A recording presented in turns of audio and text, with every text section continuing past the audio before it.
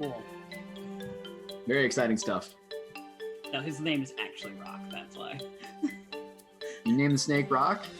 Yes. All right, fair. He's gray.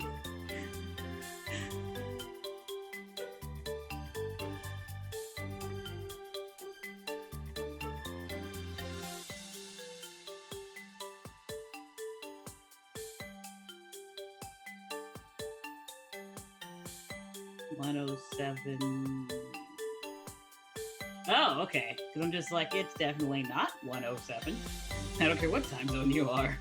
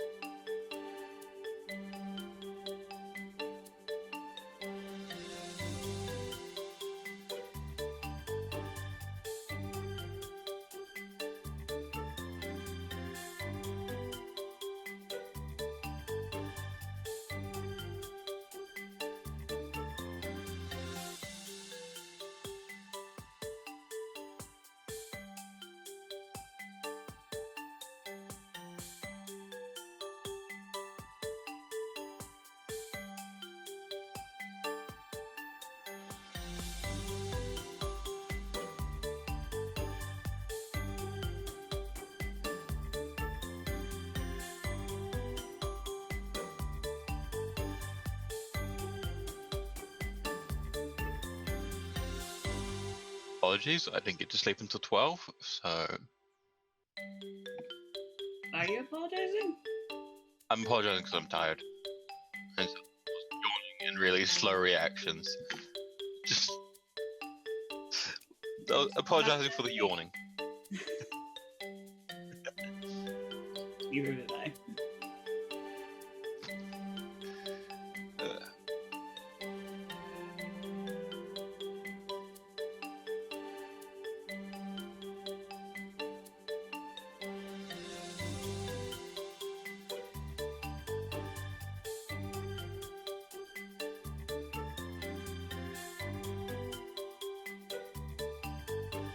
Opening the stream and having that music double up was really trippy for 10 moments.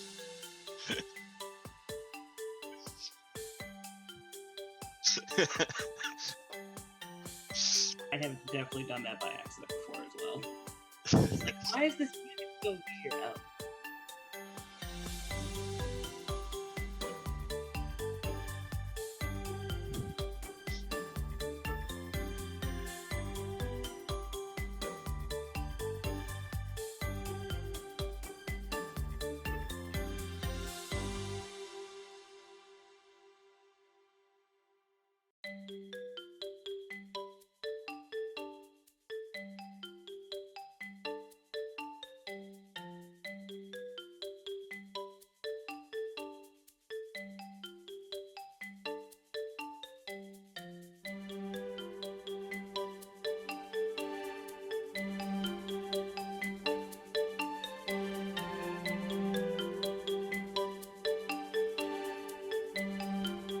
He was here for a moment, and then he was not.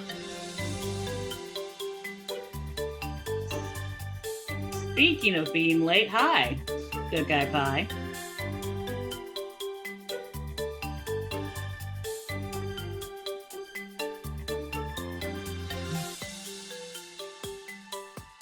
What? I feel like I'm in trouble. Aren't you always?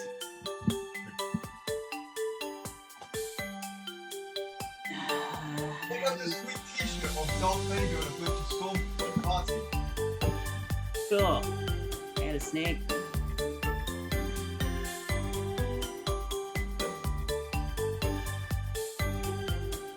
I Maybe. haven't. Yay. That's outside. I'm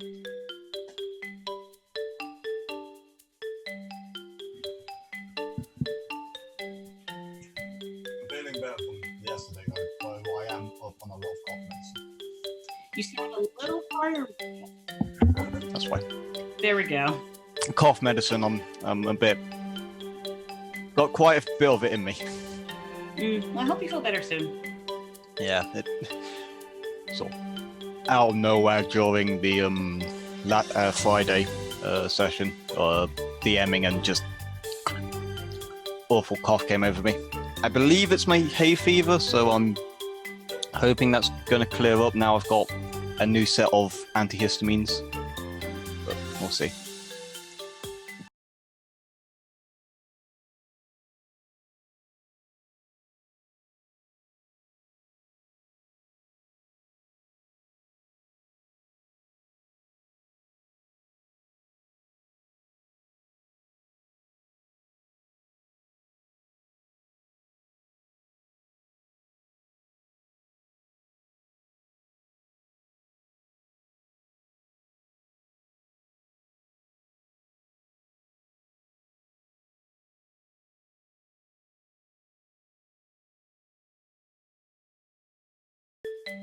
Let's get mics live again now, since I just turned them off. Hi, everyone. Welcome to the Vice. So glad y'all were able to join us today.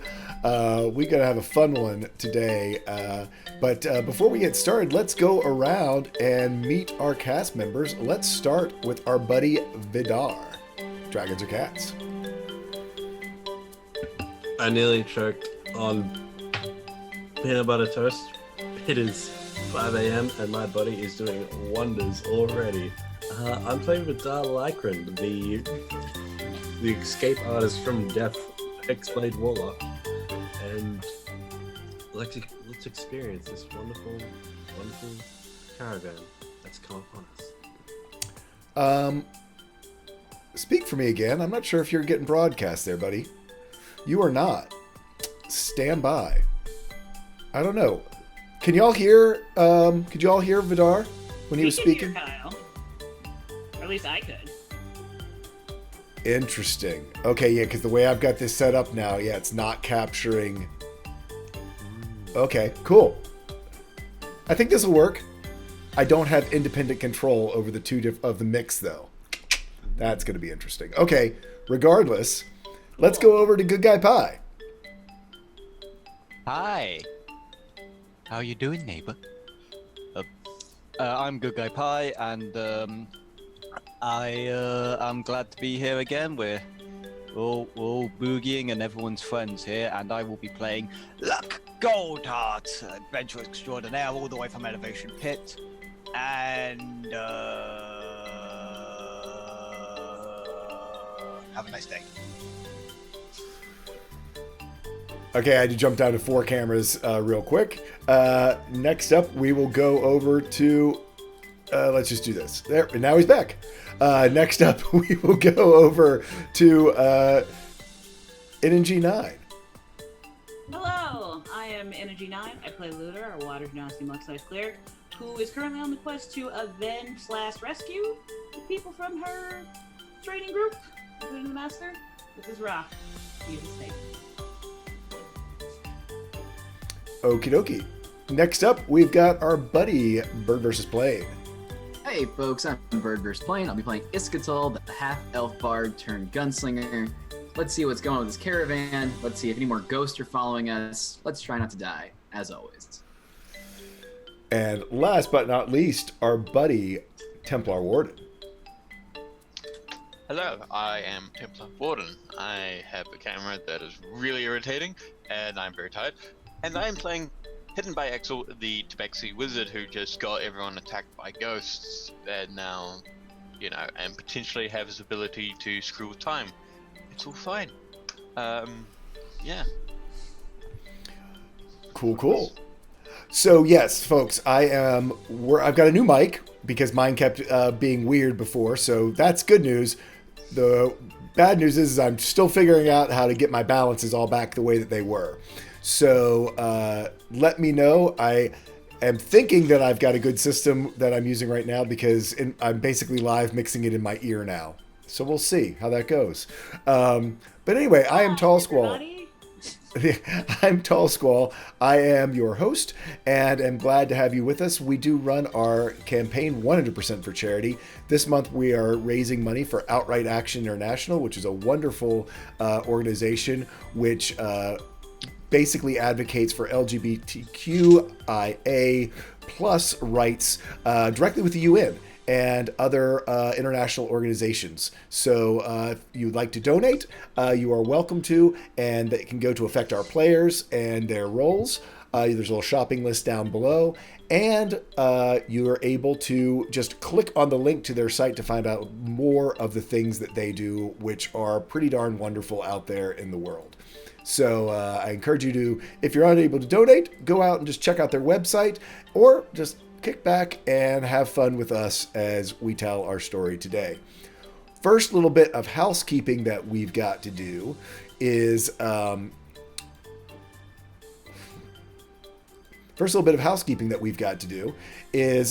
we had donations for potions last week from our good buddy Kentucky Hawkeye, which we never did roll for because we jumped right into combat. So let's go ahead and take care of that. So I need everyone to roll me a D35.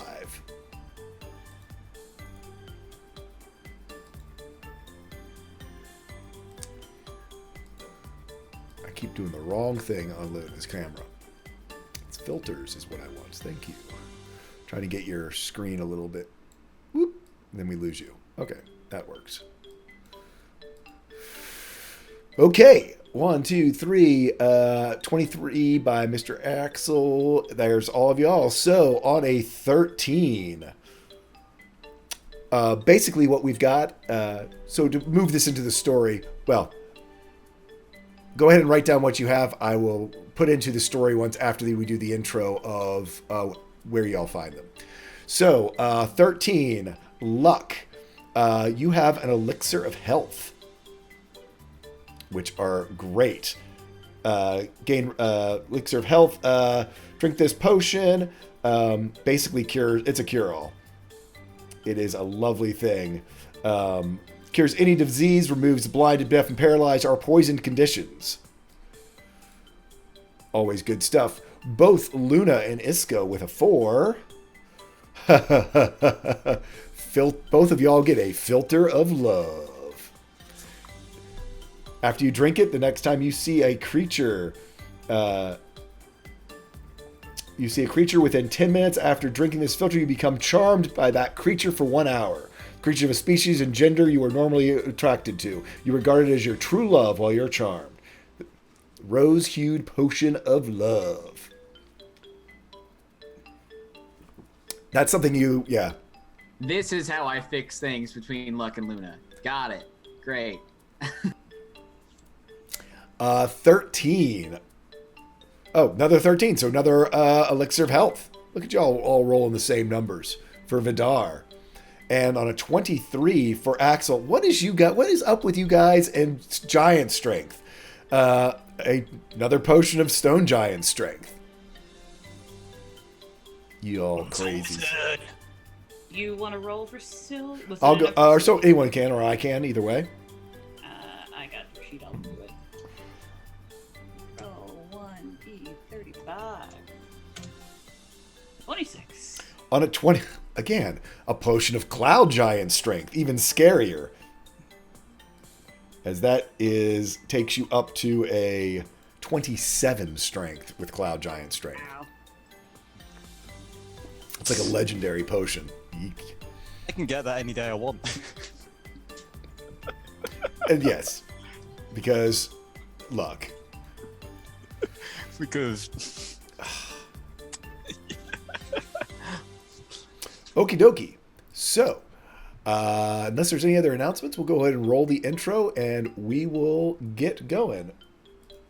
Oh, we got a double Templar just in time for me to roll the intro. Fix everything quickly. Go.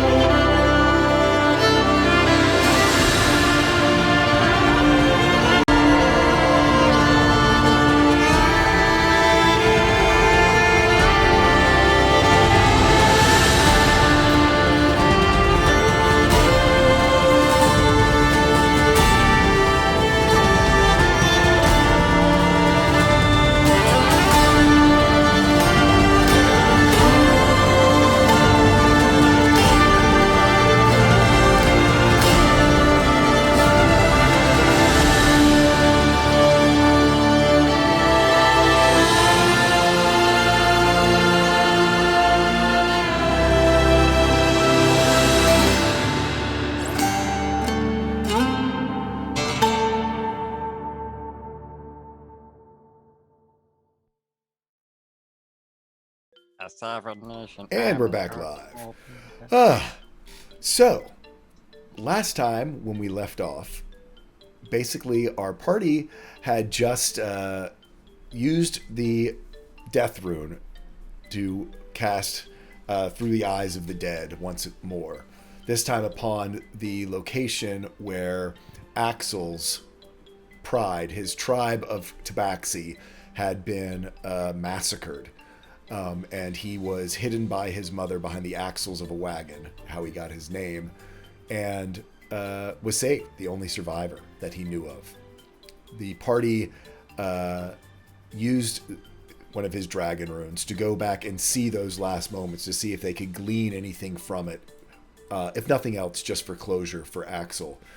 What they discovered is the reason why this tribe of adventurers, who had always sort of been known to them as just sort of merchants, but it was obvious from what they saw that this was a band of adventurers, dungeon delvers, ruins, temple raiders, looking for artifacts, and who had been assigned to try to find this book that eventually landed in Axel's hands that holds all of his runes. Normally, hey, $14. Bard's got to support Balds. All for Bird. 2 times 1d10 healing dice, 2 times advantage, 1d12 bardic inspiration. Inspiration. No, it's inspiration now. Inebriation. And I'll grab my beer. so anyway, normally these bandits should have been no problem for the Wandering Pride to have been able to dispatch with. However, while looking through the eyes of the dead in the death rune, Axel was able to see that they were plagued with these sort of emaciated spectral dragonborn that fouled all of their attacks, that basically, and we got Hawkeye cheering 500 healing dice for everybody. Thanks, Hawkeye. Big flex for Katie as well. So they saw that, in fact, some sort of spectral beings had followed them back and plagued them during this battle. When they returned to their own time after seeing through the eyes of the dead, those same spectral dragonborn attacked the party, having somehow followed them from their grave through time in some way, moved forward the 25 years, and even if they'd just still been lingering, attacked the party, almost killing Vidar again and again and again and again and again, but never quite could seal the deal as hard as the DM tried. I'm so sorry. I'll die one day. Trust me. We'll see. Plum. But anyway, so after all of that fun and excitement, they learned something else. This time, for the first time, Riley, Axel's son, his basically Warforged, we call them Runeborn in our world, the first Runeborn, who was born from the Life Rune, traveled with them. And when approached by the embodiment of death, known as Sithrax, the Soul Eater in our world, Sithrax did not take the person that Riley was inhabiting, thus apparently changing the past. That before, when there was only one survivor, Axel, from this massacre, there now were 2. The party was discussing the implications of changing time itself, when from down the road, heading from north to south, they heard bells and chimes and quite a raucous noise come curving around between the rocks where they had just been having battle. And they could see the first of a large caravan roll into view. That's going to correct itself in just a second, folks, as our buddy Daniel's trying to get his camera working. This sort of raucous crowd came rolling into view. Painted on the side of it a familiar logo pretty much to most everyone here. One of those things that is indelibly etched in most everyone's mind, whether it was themselves or whether a friend or a family member. It was the logo of Shortwhisker Cider, which in this world is sort of the equivalent of wine coolers, Seagram's wine coolers from those of us from the South, Boone's Farm, liquor. Basically, you know, that first time you drink, the sickly sweet, doesn't taste like alcohol. You can drink way too much and you end up way too hungover. And as they first spot that, they then see jumping down from the front lead wagon a dwarf, or probably not a fully blooded dwarf. You know, half dwarf, half other. Because he's very tall, and it's obvious at first as they see him leap down. Probably almost 5'3", which for a dwarf is pretty tall.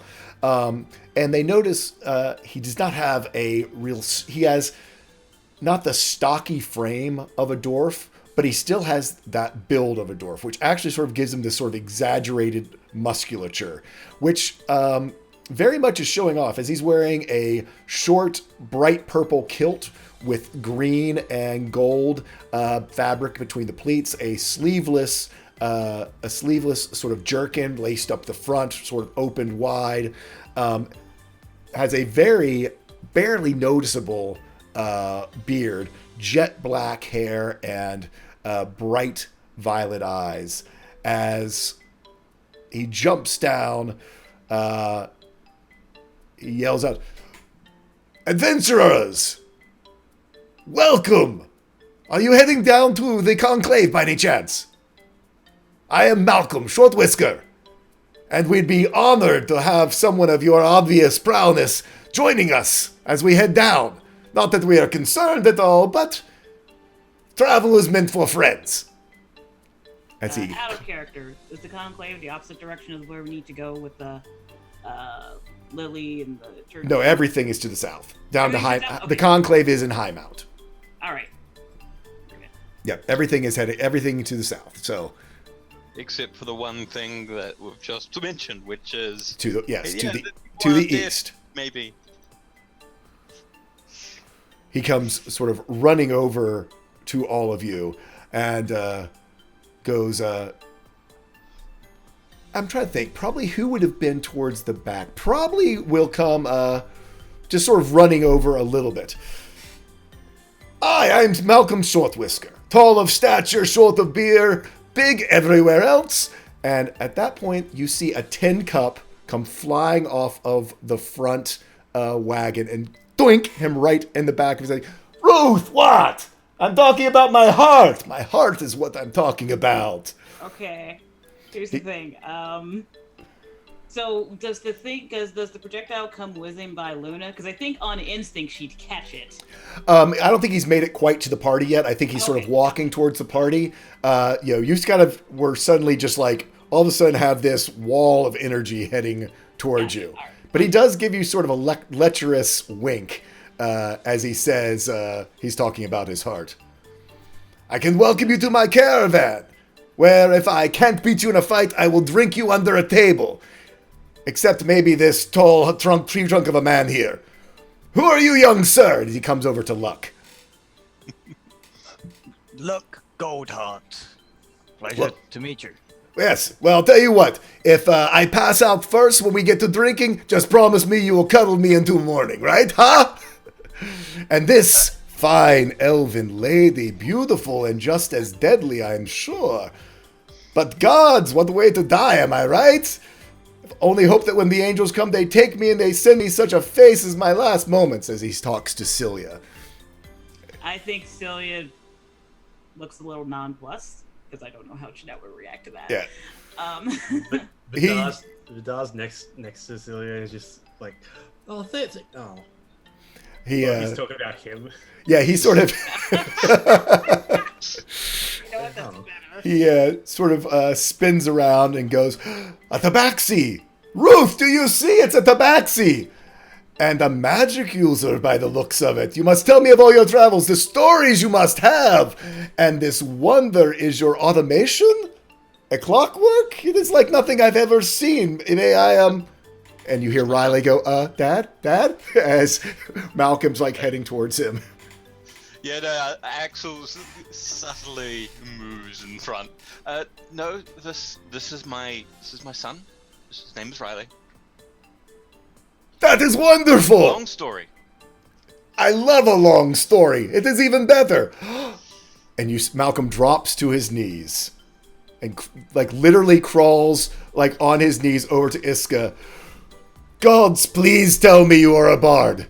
I have been tortured by the same 3 Dwarven road songs for a month. I beg you, dear lady, please say you know at least one song that is not about hairy women and granite cocks. He weeps melodramatically on your shoes. I know some other songs, but the ones about the hairy women are my best. So we'll see what we can do. I will introduce you to Rudd. He loves the hairy ones. Granite Cox? Ah! And the child of the law. Oh, I'm sorry? A genasi? Ah, you can try to hide it, but I can tell a trained escort when I see one.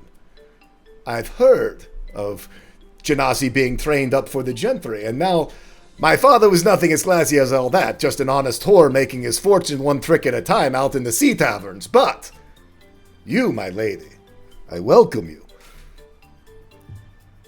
Lunar does not respond. He turns then finally to Vidar. You are far from home, Moon Elf. How did you come to be traveling south on the road from Stone Anvil? And then he looks to Luna, and then he looks to you, then he looks to Luna. Oh, now I see. At that, slow. No. Oh, Just a you probably slow cannot breathe. afford her, right? No. No. I was sure a diplomat and his courtesan. The two of you would make such a handsome couple together. I know, and we'll keep up that charade. But for the meantime, this is the person I love right here. And puts Oh. that down to him. And just don't get on the bad side, my good friend. I see. Or see it coming. Either of them. Very scary. Trust me. Luna won't get closer to. You say his name was Malcolm. Malcolm, yes. But she'll kind of like lean so she's a little more towards eye level because she's taller than him. Yeah. Be careful of which training skills I choose to use when dealing with you. Leans back up. She's friendly, no? Noted. Well, as I said, what a group of adventurers you must be. Would you care to join us on our caravan as we head to the south? I totally understand if you've got more important and pressing matters, but I could make it worth your while to tag along. Food, drink. We'll look to Iska. You said you could use people like us, yeah? Well, the road is safe, but not always safe, and certainly having a show of force. I am just have my wagons and my goods and enough cider to basically drown all of Highmount over the next 2 months. Let's talk about our services and what they mean to you over a round. How's that sound? That sounds wonderful. Oh, my baby's growing up. She moved. Looks to Luna, beaming. Smooth as I'm marble. learning how to haggle. And he goes, Slow claps. the negotiator. Okay, I see where we're going. Yeah, let's go back to something that we can be moving while we're drinking. How about that? He yells up and goes, Ruth, I'm doing some business. Let's get this thing going again. And you see up there, atop of the main front wagon, working diligently, even though during this conversation. And you see a good arsenal of 10 mugs close by, and can pretty much guess that this is where the 10 mug came from. But basically, as soon as the caravan had stopped, she began inspecting the tie downs, looking at the wheels, and you can see her. That's who I'm hanging with. I'm sorry. That's who I'm hanging with. Yeah, she very, very straightforward. Basically, just brown leather pants, very sensible deerskin suede boots, sort of a rough spun beige shirt with her sleeves rolled up to the forearms. Solid dwarven build. She has her hair is sort of like the texture and color of like hemp rope. And it's sort of elaborately styled in these two braids, and has sort of French braids. And as they crest over her head, they basically go back and forth. And so all the way down her back, it's these two braids with these sort of cross braids. So it almost looks like a ship's ladder that goes down down her back. And she sort of gives you just sort of a friendly look over. She does not necessarily smile. She sort of has that sort of world weary look, but her eyes are friendly. No, I'm helping her. Luna's going to her and helping. You're going to jump up there and help? Yep. Okay. Yeah, you can. And her mouth has very neutral expression, and her eyebrows seem to talk more than her mouth does. And she sort of looks at you guys and goes, "Do you know the way around a rope?" I'm assuming that'd be dex based, so Luna would make some sort of knot as a demonstration. Yeah, and you can. I mean, this is basically just tie downs. I mean, even for master knot, yes, would have taught you knots as. That's not what I laughed at. Yeah. Yes, yeah. That is true as well. But those are safety knots. But anyway, yeah, and she just sort of hands you a rope and starts tying things down, and she sort of puts her hand out to you. "I'm Ruth." Luna. They can get to work. She sort of sees that you are not one for conversation, and her eyebrows raise in questioning. You can see her eyebrows processing, and then like, "I like this one," and then up to the front and to get these oxen moving. My new best friend. The rest of y'all can follow Malcolm sort of down a couple wagons. As you can see, the wagons are starting to pull out, and Malcolm sort of jumps up onto this very large wagon that's about 3 wagons back. It is almost like a house on wheels a little bit. It has similar to the other ones, the other caravan that you had been with back in the day. This one is a little bit larger, a little bit fancier. Not quite a full tavern, but the rest of you could fit up inside of here to sit down and have something to drink with Malcolm. Currently, what would have been a sort of tarp top has been sort of rolled back to give it air, so it's almost like sort of riding in, almost like it has a very Winnebago feel to it, type idea with the soft top sort of rolled back. Come in. So, around in negotiations, as he looks at Iska. What are you drinking? I can certainly pour you some of our cider, or I would assume something a little more discerning. Malcolm, the negotiations begin now. Your opening move, sir. Please, pour us whatever you think we're worth. Ho, ho, ho. My baby It's a power play. That's a power move if I've seen one. And see, he looks at you and gives you a wink, and he goes, "We're going to get along just fine."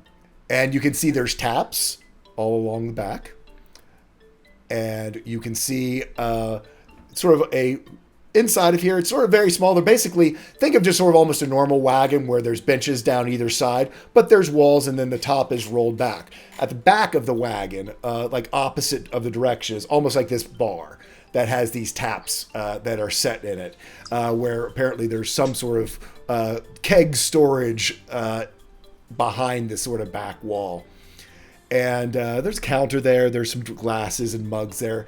And you see him underneath of it, just sort of like the solid plank in the front of it. He gives it a kick, and you see a part of a panel like spring open that would have been almost undiscernible even as a door.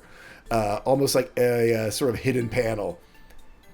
Springs open and pulls out a small oaken cask. And Daniel, I'm sorry, Daniel. It's because you've got Daniel written in your thing. Axel. Sorry. No worries. Axel, you immediately recognize this because of Grom and Grom's discerning taste. Mm-hmm. This is Salt and Stone Porter. It is basically the toppest of top shelf Dwarven brews that there is. It is one of those things that like you would get potentially, if you could even get it, get a bottle of it for Grom like on a special birthday type idea. It is not cheap. It is renowned and award winning. And the biggest thing about it is that there's always been actually roll me a history check. Let's see how much you know of the history of Salt and Stone. I'll give you advantage because of your Dwarven background. Even though you're a Tabaxi.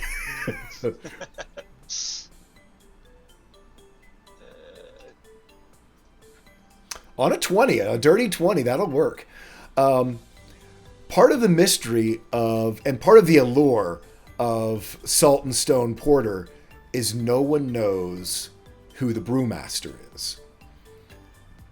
For the last almost 75 years, it has shown up at all of the big ale and Dwarven competitions, halls, and that sort of stuff, and no one has ever claimed to be the brewmaster behind it. And while even there's a couple who have claimed that they were, when asked to reproduce it, they were unable to. People have even tried to claim it, even though they weren't the actual brewmaster. So it's almost the story and the flavor, the quality, and the story sort of all mixed together to like this perfect Dwarven, almost panacea of culmination of all the things that dwarves love. It's a story, it tastes great, and it is strong. And then we can figure out who it is with the Mirror of Secrets. Oh, wait. Okay. Too soon? Too soon? That's fine. So Malcolm What a thread. brings it out, and we'll see. Actually, Iska, give me a history check to see if you're familiar with it from your barding. Luna's not there. Vidar certainly would not. Yeah, you aren't aware of what this is. Axel, you are very aware. And on a 7 deception, He didn't hide it. you did not hide it all. I mean, how does Axel not hide it being Axel? You just notice he like sees it and perks up, sits up wherever he or stands up like taller. Wow. You're like, wow.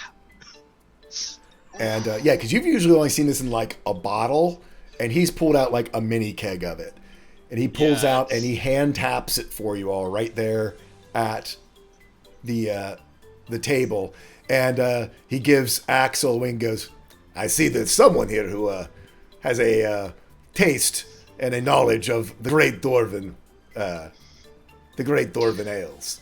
And he draws this dark molasses, sort of full caramel like Eel Guinness does, and separates out in that nice foamy head, and passes them around to everyone at the table.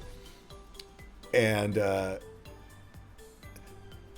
does one for himself. He goes, to the value of great friends. Yeah. Raises a And This is a bribe. you all drink, and it is phenomenal. It is like the best coffee, the best beer, and the best like all your your favorite dark flavors, and a steak, like all mixed up together. It is everything you could want a beer to be, and then it gives you the kick of that nice, like when you have a really good whiskey and you kind of get that nice little at the end. And I go to the steakhouse after the beer. It's your fault. yep. So Vidar, you chug it all. Just Oh no. that was delicious. He That's a savory drink. Axel like puts his down slowly and walks over to Vidar, leans in. He's like, did you just chug down one of the most exquisite drinks ever? Did you just do that? It was phenomenal. The taste was incredible. These, puts his tongue out. These are incredible. You could have. It was just. He sort of just puts a claws on Vidar's shoulder. You just see. Could have savored it. And then he just sort of steps back. He realizes that it's Vidar, and Vidar did appreciate it. It's just that he didn't say it. You see Luke slowly pushing his empty mug in front of Vidar. How could you do such a thing? Iska this entire time is maintaining strict eye contact with Malcolm and trying not to break or react to any of this. Yeah. It gives a. He looks at her and goes, "So I see you have friends with discerning tastes. I could let me pour them another, and we can just keep this negotiation moving forward." Great. Agreed. He's on you. And so he pours another one for Vidar and for Luck. I'll savor this one, but in the realm of politics, my main role is to keep away from the drink. But since we are on the road, Since when was that your job? I'm lying. Roll a deception check. Yeah, roll that deception. I think you auto-failed that. On a 14, he kind of, let's see, on a 14, he lets it pass. He might believe it, he might not. So, I can't say that I'll have all you can drink of my personal stock here, but we have more than just the Saltwhisker cider to keep your palates wet for the next 4 or 5 weeks of travel as we head down to the conclave. Certainly we have food. I have a wagon in the back which has plenty of livestock, fresh food and meats, and cooking, eggs for breakfast, all the way there. And certainly the protection of the caravan. Traveling alone out on the road is always done better in groups. All I ask is that if something were to happen, you could find it worth your time to point your prodigious weaponry at whatever was trying to take my good name and good fortune. Malcolm, my friend, let's call it as it is. A party like us, a group like us, are together and out and about in this world for various reasons, with our own individual interests. Now, currently, we are following the same road that you are traveling down. That's true. And while we are here, I can promise you, nothing negative will happen to your caravan. Your supplies are safe with us, as are your people. You yourself are going to go through this entire travel unharmed. But there may come a time where we may need to take a slight detour to pursue our own interests. So, we ask for no gold. We ask for no money. Allow us to travel with you, and as we do, keep us fed, keep us hydrated with not whatever we want. I understand some of our tastes can be a little expensive, especially when they're not as cultured and refined as tongues such as yours and mine. But keep us happy, we keep you happy, and we keep you safe. We have a deal? That is a great deal. All I could ask. And while our tongues may be more refined, yours certainly is silver there on this negotiating part. You drive a hard bargain, but I think we'll get along just fine. Seize him with that. Just a note about safety. Axel muttering in the background. Just a note about safety. You might want to approach Fizzleblam's wagon with caution. He is a fireworks vendor. Okay. And his name is Fizzleblam's fantastic Fizzleblams? fireworks and flamery. He really is just a demolition guy, but he's got an artistic flair. Okay, that is wonderful to know. Real quick, and she'll turn to the group. Hey, Vidar? Let's not go visit Fizzleblamps without supervision, okay? Yeah, Axel perked up at the mention of I feel fireworks. like you would Correction. Let's not go to Fizzleblamps without Cilia. Like looking at Axel and then Luck and then Vidar being like, Well, specifically Cilia. Cilia being there, if Luna wants to play Cilia's part on this, Yeah, or no, I so he's will. definitely just like, I got it. Wait. I've handled black powder before. I got it. Malcolm, I promise you your caravan is safe from any outside sources. Ah, You know how many safety meetings we've had as a village about black powder? I'm honestly surprised that you had safety meeting, that you know the word of safety. What one wrong placement of it and it brings the whole place down. a miner, see? It's good to have a miner on board. Of course, your pickaxe gave you away. But yes, you understand. Fizzleblam, he's quite good at the demolition. He's sometimes too good at the demolition.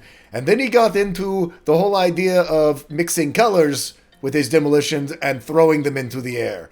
He hasn't sounds been right dangerous. ever since. That's They had to blow up in my one way face to once. work That fire. was something.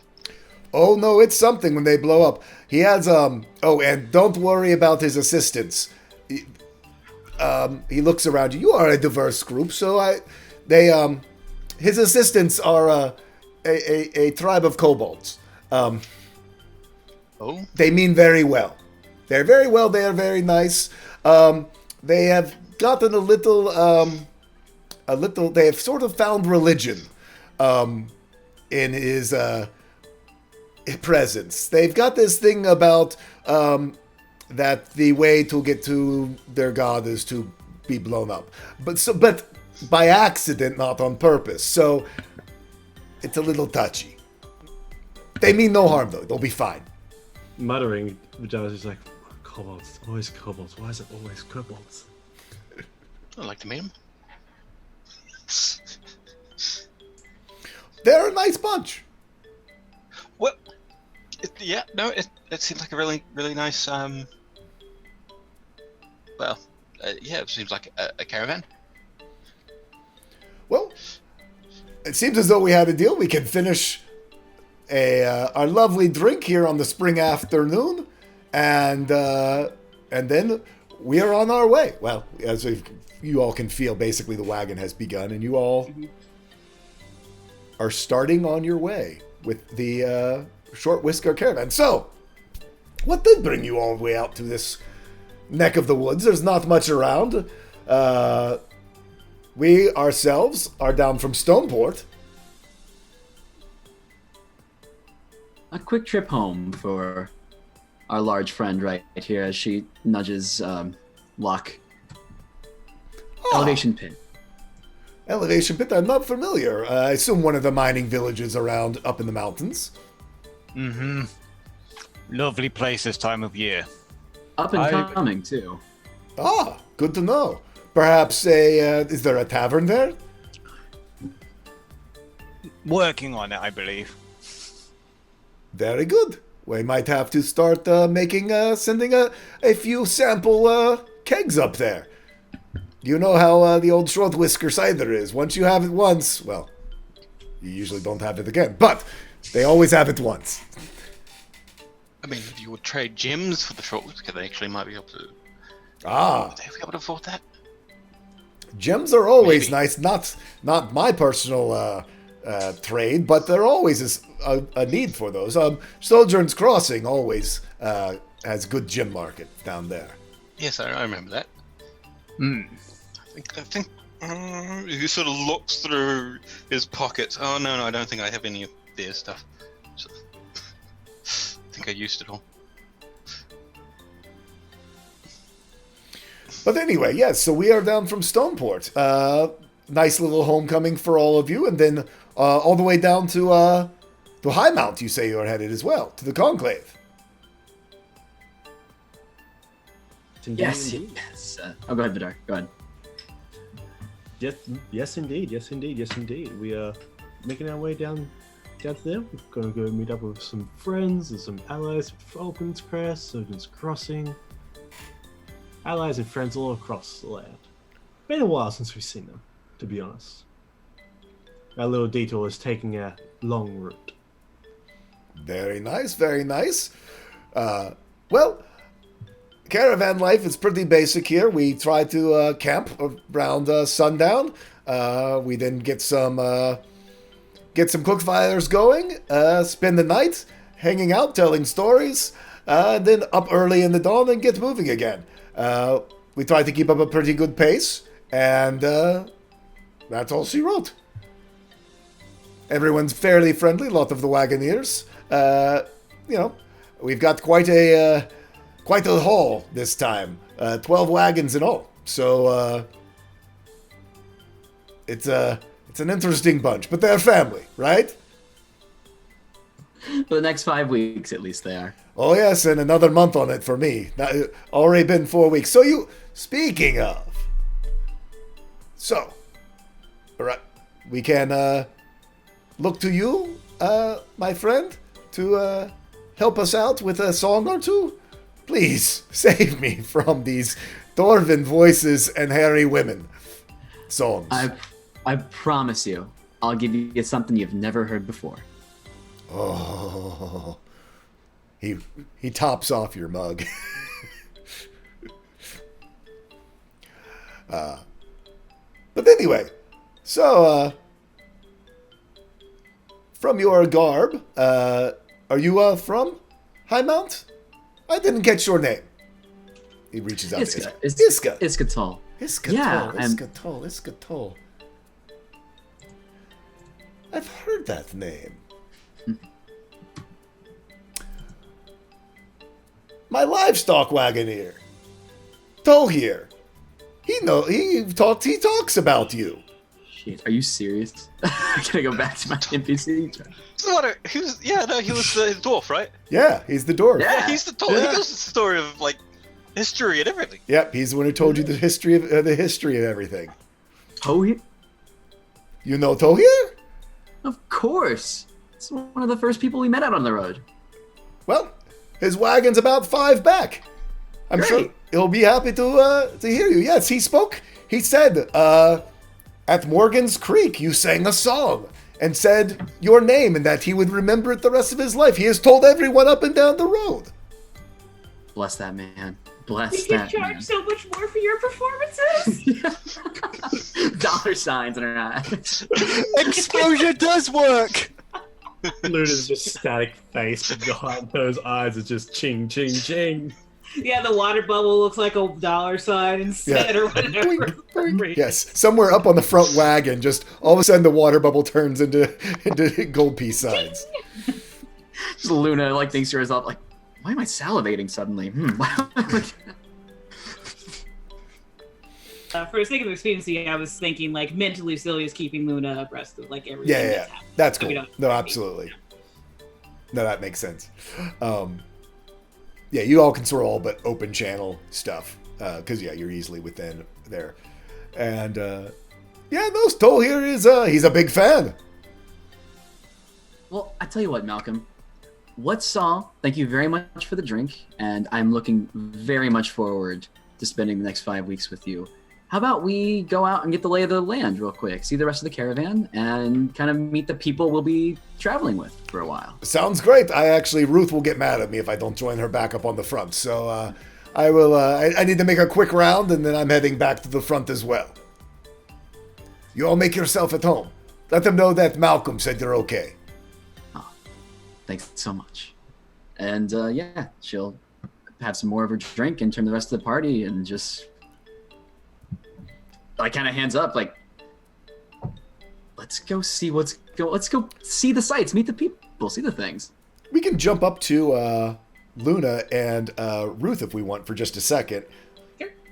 So after you all sort of get things tied down, Ruth sort of goes up to the front, offers you a seat. Little set. And sort of almost just sort of gives you a little bit of a raised eyebrow, questioning eyebrow, and kind of nods. This is gonna be like the quietest conversation ever because she's totally just on the road.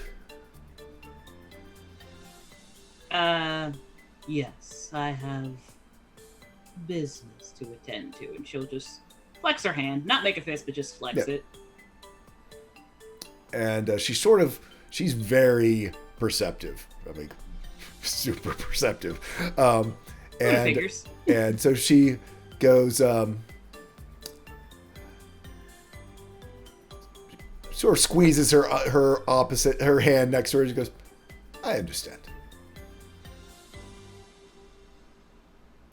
Business needs to be attended to sometimes. That it does. I have a new best friend. Yeah, you as you get a closer look, you can tell she's a little bit older, sort of sun-wrinkled skin. But I mean, that's the thing is she doesn't speak a lot, but you can just almost etched into her face is sort of a life lived of stories full of joy, pain. She wears a lot of it just almost right on her face, but Gotcha. Very neutral. And yeah, she. When I take a look, does she have anything on her hands, or is she just barehanded? She had a pair of gloves that she then puts to the side, but you can tell. I mean, it's almost like gloves are for show. Really heavily calloused hands. This is a working woman. She. Yeah. I was wondering if her gloves needed any like fixing up or anything. No. I mean, I would say not her gloves. You can tell that her shirt.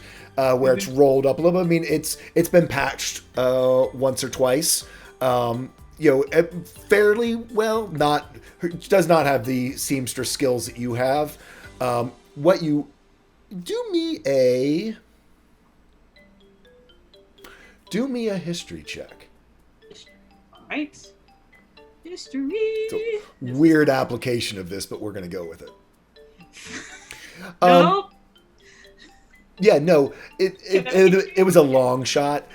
Basically, you can tell that it's just sort of whatever thread they were using is a sort of just a much heavier thread than you. I mean, it's not really like it hasn't been repaired using, tailors. Stuff meant for clothing. It's been repaired with what's been on hand. It's been repaired with what's on hand, and just far more sort of functional.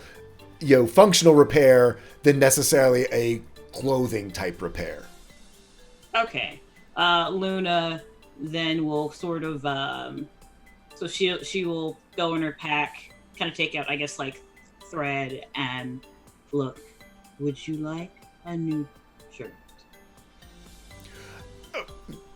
This one's,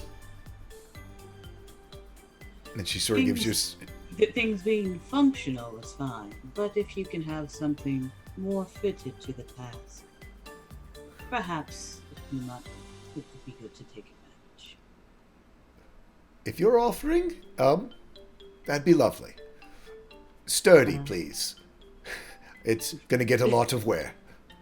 Luna will just kind of like flex her clothes. Of course. Like, she doesn't make, like, the prissy stuff's for courtesan. Luna's in her road gear right now. Yeah. No, and you just see a sort of hint of a smile. But again, those expressive eyebrows, you can see she's very... The idea of getting a new shirt is very pleasing to her.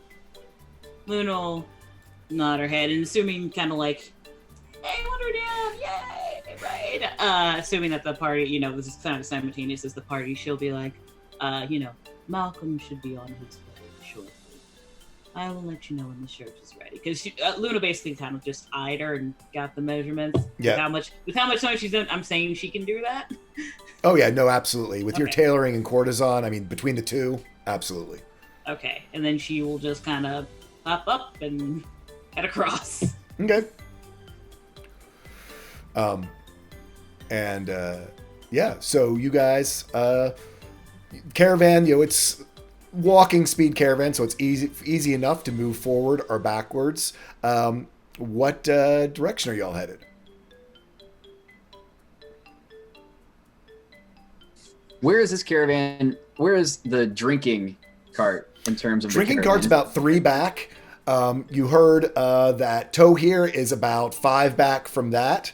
You can see you have the first main giant, almost like show cart. Think of almost like a Budweiser wagon type idea. It's got 4 Clydesdales in front, or actually probably Percheron type ideas in front. That's the one that has the big Shortwhisker Cider logo and everything on it. I mean, basically it's a giant.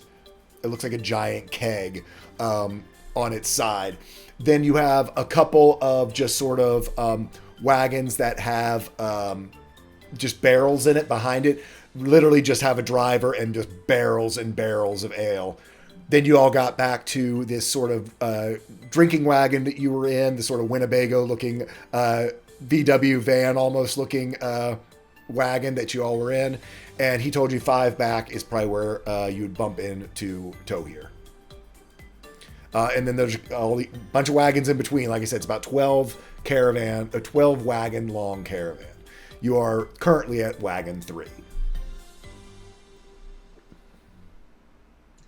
I mean, gotta start somewhere. I think I'm just gonna start lazily walking back from that wagon, sort of heading towards tow here, but very casually and taking my time with it. I want to take in all the sights. I want to see what's here. Very cool.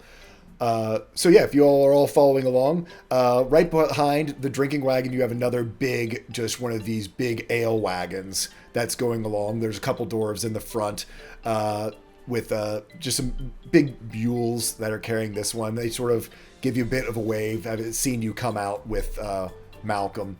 One behind that, you do see basically a wagon that seems to be just filled with cloth, sailcloth, just piles and piles, mounds and mounds full of folded up textiles in different colors, and that is just stored in massive piles that are tied down, folded well. I mean, it's not just like thrown in there like rags. It's actually all tied down.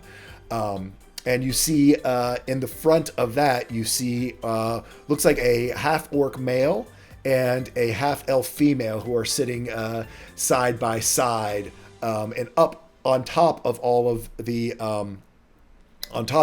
this cloth, you sort of just see a knee sticking up because the way that the cloth billows, but you can tell there's somebody lying up on top of the cloth all the way up in the very top of the wagon. They sort of give a little wave as you go by. Next wagon back, you have another wagon that just seems to be hauling stuff. It has just a dwarven driver and an ox, and this seems to be filled with just timber. It's not just raw timber. It's obviously been cut to certain lengths, but is just cords and cords of timber. Axel, probably Axel with intelligence. Iska might know this as well. So Iska and Axel, give me I'll go intelligence check with Axel, and Iska, you can do history. I can't remember whether you're trained in it or not, so it might be the same. Between the two of you, and Iska, it takes you a second, but between the two, Highmount is where the conclave is. And while it was 14 years ago, the last time it was here, which put you only about 7 years old, when you see the cloth and then see all the lumber, and probably almost simultaneously, the two of y'all put together, it's the tents. These are the giant pavilion. This is going to become the giant pavilion tent. And Axel, even more so, with your vision that you had, seeing the big tents that were lit up, seemed to be lit up like lantern lights, and with the red robed figures around them, things are starting to connect together of where that might have been. As you see that Shortwhisker, of course, is carrying with him his lumber and cloth to put together his pavilion down at the conclave.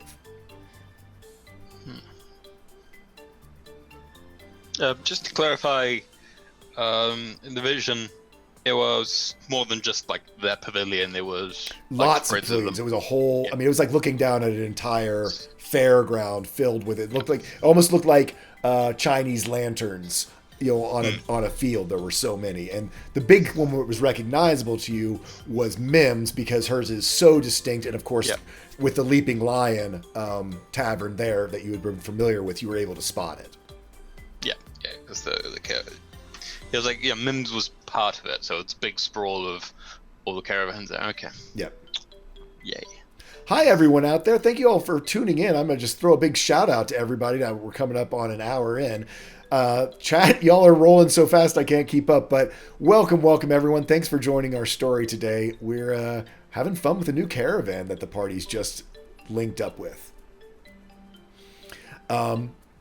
As you all move past this this sort of lumber caravan, you hear a voice. Iska? Iska Tall! And you see, in sort of a flutter and a rush, the big, giant, gray, well-kempt and braided, bushy beard of Tohir, as he hands off his reins to some young dwarf to drive his cart, jumps down, and comes running over. Iska! Do you remember? Tohir! Of course, Tohir. How can we forget? How are you doing? How have you been? Where have you been traveling to? How's it going? Look at you. You must have found the adventure you were looking for. And then some. And then some. Tohir, of course, you remember Axel. You remember, well, you probably don't remember this Luck, but this is Luck. And he looks way up at you. You have a story to tell. Yes. But you were the one looking for adventure, so you certainly found it, yes? Understatement of the decade. Or decades that you seem to have lost somewhere. But hey, humans, this is a good thing. You want there's going to be a little spark in the pen. You get like a whole nother round.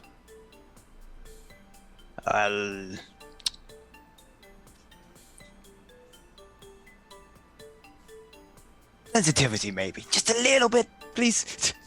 It's a little awkward here. So this is not a good thing?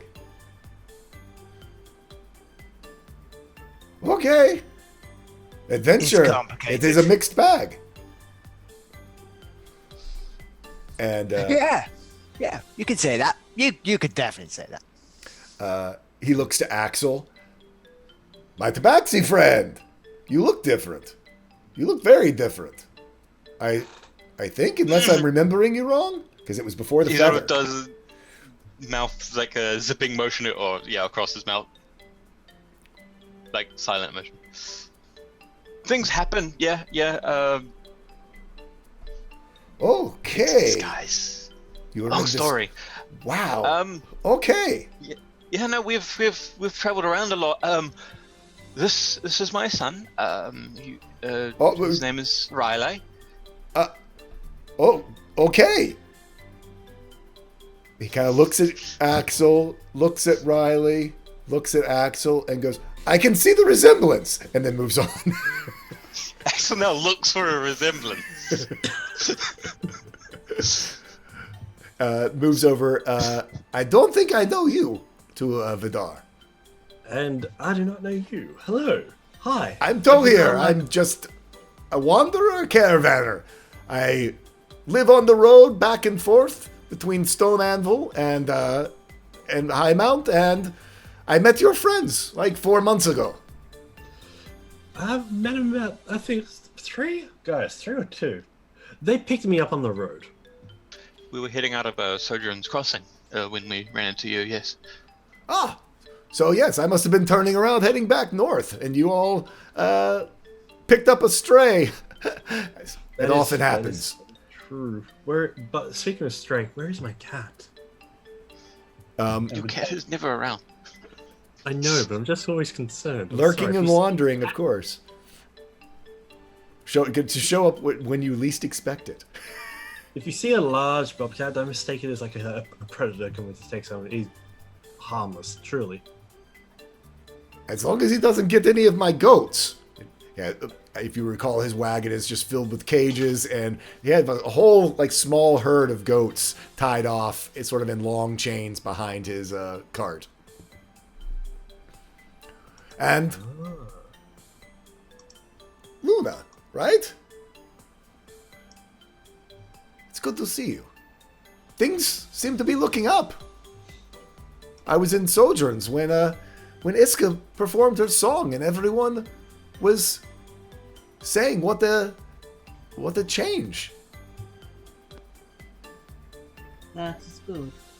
So, let me say it right. Genasi, right? Correct. It's good. Much better than Children of the Lost. Shorter. Yes. Short is good. And he kind of looks at you very, still thankful of, you are always my friend. No matter what they call you. You helped me out, helped an old man's pride when he needed it. If you recall, after the dust storm. Yep, I remember. So I had to go back and look at I had to go look at Tohir stuff myself. It's been 2 years. And we'll just nod in acknowledgement. Well, so I long to hear your story, all of your stories. After last I saw you was at Verdant Falls. Then we just heard about you a little bit. But he looks at Iska. I told everyone I saw about your song. God bless you, Tohir. Thank you so much. It's what caravanners do for each other. We don't have all of the convenience anymore, so word of mouth, it's the best. Will you join me for dinner tonight? Of course, yeah? Yeah, she says, like, kind of looking around to the rest of the party, just assuming, or just seeing who wants to join, basically. I have not nearly the news that you probably have, but it'll be good to spend time with old friends. Every story is worth hearing, Tohir. Every single one. Well, I'll tell you what little I know. The road always has a story or two. Up, he yells up, "What are you doing? Keep up with the person in front of you." And you see that the wagon is sort of fallen behind with the kid who is steering. And I have dinner tonight. And he scurries back up. All right. Moving on. Our palette's becoming more filled. There's sort of this long train of sort of goats and a cow or two that are sort of trailing behind. You actually see a few of them are free roaming, and there seem to be a couple of young dwarven, almost herders, sort of herding them along so they can graze along the side of the road as well. Then you have another big, there's two more big, they look like they must be ale wagons, but they've got tarps over them. These are covered as you go across, and you have the drivers are sort of like watch as you go by, but kind of do keep an eye on you as you go by these other two wagons that have tarps over top of them. Is there any way I could try to roll a perception or something to Sure. understand? Or, like, catch us? I mean, listen, the whole Batu thing started because I snuck into a Yeah, cart, we can go ahead. so- We can go ahead and roll certainly a perception for Celia. Okay. Yeah. 25. Nice. So, Iska, you sort of look up. I mean, it's, protecting them from the weather or something. For some reason, they've put the tarps over top of these. On a 25, Celia can look up and, sort of sees them. You can definitely tell the shape of that there are casks and barrels underneath of here. But other than that, there's not a whole lot you could see without actually going up and, like, probably you would have to, even to get underneath of this, you would have to untie the tarps. These are tied down underneath the wagons to cover up whatever's inside of them. And then at the very end of this, you all see a very strange looking wagon. Fireworks! It almost looks like a rolling iron vault. It has these two giant, like, auroch horns that stick out of the front of it. The top of it is made of metal. The sides are made of metal. And it is a very sort of frighteningly unstable on its wheels and axles as it kind of is rolling towards you. Like that.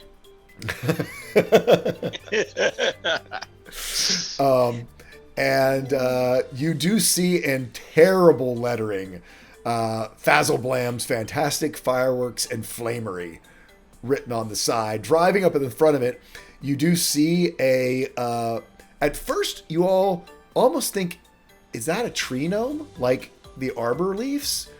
But then you notice they have this person, this figure, while still having a very small body and very long, lanky limbs, hands really out of proportion for the size of person, probably about 4.5, my notes, 4.5 feet tall, and wearing big goggles. And the size of the goggles certainly make the eyes look oversized, but even for that, hint that this person has very large actual eyes underneath of them. Their hair is shaved on one side, maybe singed on the other, and sort of in a big, bright, almost white blonde mohawk type idea, wearing a leotard that's probably more patches than actual original fabric. And doesn't really pay you any mind as they are sort of driving their wagon to keep up. Hello! Sort of waves as he goes by. Hello, friend. How do you do? How do I do? Yes. I do driving. Wonderful. You're How do doing you a bang-up do? job. Looks like you do walking. I do walk. Good for you. I like this person. Unfortunately, you're not going to get a lot of time with him. Wait. Are you a wizard? Yes, and I heard you work in fireworks. And you see him Oh, immediately bounce up. You've heard of me. So you've heard of me. Malcolm told us. Don't listen to anything he says. Not a thing, not a thing, not a thing. It's because right behind Luna, just You see This him. is behind Luna, and Luna, her face hasn't changed, but there are now 2 water globes on either side of her head, as opposed to the so yeah, it's what's coming up to be like water bubble, water bubble. There we go. Alright. We're sensing. You literally see him. He doesn't hand his rein to anyone. He just ties them off and leaps off of the wagon with no one steering it. Luna will leap up there. Okay. Yeah, actually. Fireworks? So, you're a wizard? Do you cast fireballs? Do you know how to do explosions? Do you? Yes. Watch out We the can puddle. walk- And you see there's a puddle in the road. He flips over and starts walking on his hands. and so his feet are up in the air. And you see immaculate shoes. Unburned, unscarred, polished perfectly, the most beautiful pair of shoes you've ever seen. And he literally walks through the puddle on his hands and then flips back down on the other side and keeps talking to you. So tell me what you all do. Magic. What kinds of magic do you have? We're just. I'll come back and we can talk. We're just investigating the caravan. We're guards. Oh, there's nothing good behind me. I'm the last. They don't let me up front. I break down a little bit. Well, a lot. Sometimes things blow up. No one wants to be around, but now you're here. Here you are. Yes. He sort of looks around like everyone else. Well, what I've are got you big guys ones doing? and small ones. You as well. See, peesh! And he throws one of like the little snapper things and cracks on the ground. Not magic at all. It's not magic at all. I tell you, it's not magic. It's not magic. It isn't. Very clever. He puts down his hand that has Eldritch Blast, is ready over on the side behind. Oh, look at you. You have magic as well. The purple kind. I like purple. Hard to mix purple. Thank you, thank you. Oh, can you shoot one in the air? He throws one up in the air. Oh no. It blows up in purple sparks. See? That is nice. Good shot, too. Thank you. He sort of looks over to Luna and goes, "What do you guys want to do at this point?" So Luna's up top actually steering, and Luna looks a little annoyed. So she's mad. Yeah. So, how about I can set up next to you on the cart and we can talk. It'll scare the we don't horses, need though, if we do it up on the cart. Well, I said talk. Your friends have it. Your friends have it. Here, come in the back. Come in the back. Well, No, because we've got other jobs to do, so we do need to guard the caravan. So they can't be driving your cart. Sure they can. They're doing fine. Better than me, actually. How big is this guy? Oh, he's only about 4.5 feet tall, would weigh maybe 80 pounds soaking wet. He's a gnome. He's this long, I'm he's wondering this if lanky I could gnome. just bodily pick him up. You can certainly try. Do me a strength. No. He Luck. He points to the gnome and points up to the cart. Yeah, where's Luck during all this? Are you just looming and he hasn't caught sight of you yet? Yeah, he's just like, that looks dangerous. Like, just off to He the turns side. around and literally is like looking at your belly button. And he's like, you're a big one. Thank He you. starts backing off. How far can you throw? Here, How much catch! does it He weigh? throws you something that looks like a grapefruit. Throw it in the air. Throw it in the air. See how high you can throw it. He's got his hand on Vidar. No. Just throw it in the air. It's great. It'll be wonderful. It'll be fun.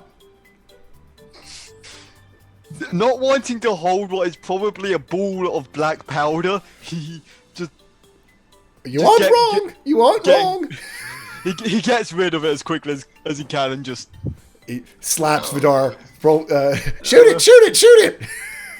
Does it spin around down to the knees and just double guns? Roll me an attack. Let's see if you hit. How far does 26 strength throw something? Really? Are you throwing it high or out?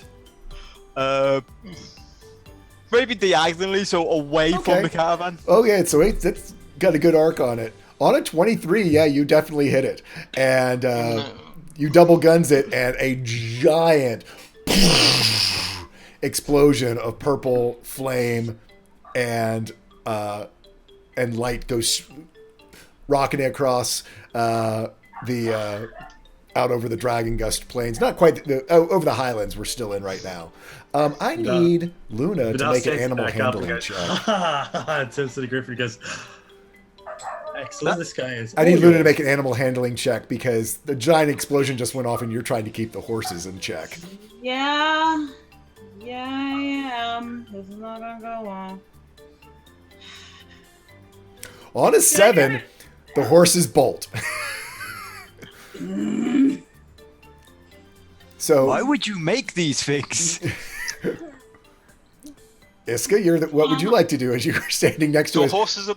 This wagon full of fireworks is now charging forwards towards the wagon behind I it. would love to cast Calm Emotions on the horses as quickly as possible. You can do so. Casting animate object. So, as you launch off the thing, cast Calm Emotions, the horses do begin to slow down. They skid to a halt almost right about as they're about to go, trying to pass the cart in front of them, which would have careened the fireworks cart into the back of the tarp-covered cart. At the same time, Fazelblam has flipped over because there's another player. He's walking on his hands, having a blast, laughing. That's wonderful, wonderful. What were you doing, Axel? He was going to cast animate object on the cart and get it to roll backwards. Oh. Would you like to still do that? Simultaneously works as well. I think he's just going to animate the cart and get it to, because I mean, to drive itself so that he doesn't have to worry about things being. Yeah, because it would be because it's one huge object, isn't it? I think it can be one huge object. Yeah. Yep. So that would work. So yeah, you can. As you all watch, you see the wagon lift up off the ground, and while Luna and Iska, it had been like this really rough, almost like on rough seas kind of ride. Suddenly, it's as smooth as glass as you are just barely. The wheels aren't sinking in; they are touching the ground, but they're not like having to get stuck in the mud. I mean, I didn't think it would actually levitate itself. Well, not levitate, but you know what I'm saying. It's almost just driving itself. Yeah, it's driving itself, but it's also animated objects. To me, gives it a little bit of almost because they can float. It's you're not breaking the flying rules if you're just no, that's not what I was worried about. Yeah, so no more explosions. You can get back on your cart. You coming with? Luna will, because I can't remember, was Iska on the cart with Luna? Iska, I think, is up next to Luna, wasn't she? Or just were you? I think so. I thought you both had jumped up. Yeah. So Luna will kind of like wrap her arm around Iska's waist and sort of jump off. Go to the rest of the party. Actually, go to Flexus. Feel it. Fazelblam. Fazelblam. F-A-Z-Z. Fazelblam Let me was put like, that here. "Get back on your cart. We are leaving." Well, it can drive itself now, it looks like. For a minute, get on it. Oh. You're no fun at all. No. You're really no fun, he points at Luna. Good. He looks at Vidar and he goes, Ada, come back. And he hops up. So before he hops up, and as we start to leave, Iska's absolutely going to be like, I'll be back later. Iska's got some things she wants to talk about with this dude. I'm sorry about that. I didn't know that he was going to go completely off the rails so quickly. I just want to talk. Okay, well, sorted. If you need any help, talk to the kobolds. They're off and about. And you do see at this point out into the sides where that explosion happened. You just see rustling in the woods through the high grass as something seems to be going and collecting whatever fallout was from the explosion out in the high grass. Sort of this, you hear this chittering as running out through the high grass to go get the fallout. You assume is a small tribe of kobolds. Oh, you're muted. Oh, I thought you, Luna. I thought you were talking. I'm sorry. Oh, okay. Yeah. So Luna's just like, no, dude, we are done. You don't ever need to come back. That's fine. I'll be here in the back. You stay to the front. You and Ruth will get along just fine. She doesn't like me either. I tried to play a trick on her once, and that did not go well. It will not go well with me either. Newsflash! I know. He flips over, is walking on his hands again because there's a puddle in the road. What's a newsflash? Cart. So that's what confuses as well. It's like, what does that do for news? and then he leaps up. He leaps from his hands, sort of vaults up into the seat of the cart and picks up the reins. Driving. Axel immediately stops animating the car as soon as he's on there because you're not giving the benefit. And starts rolling back. I like it better this way anyway.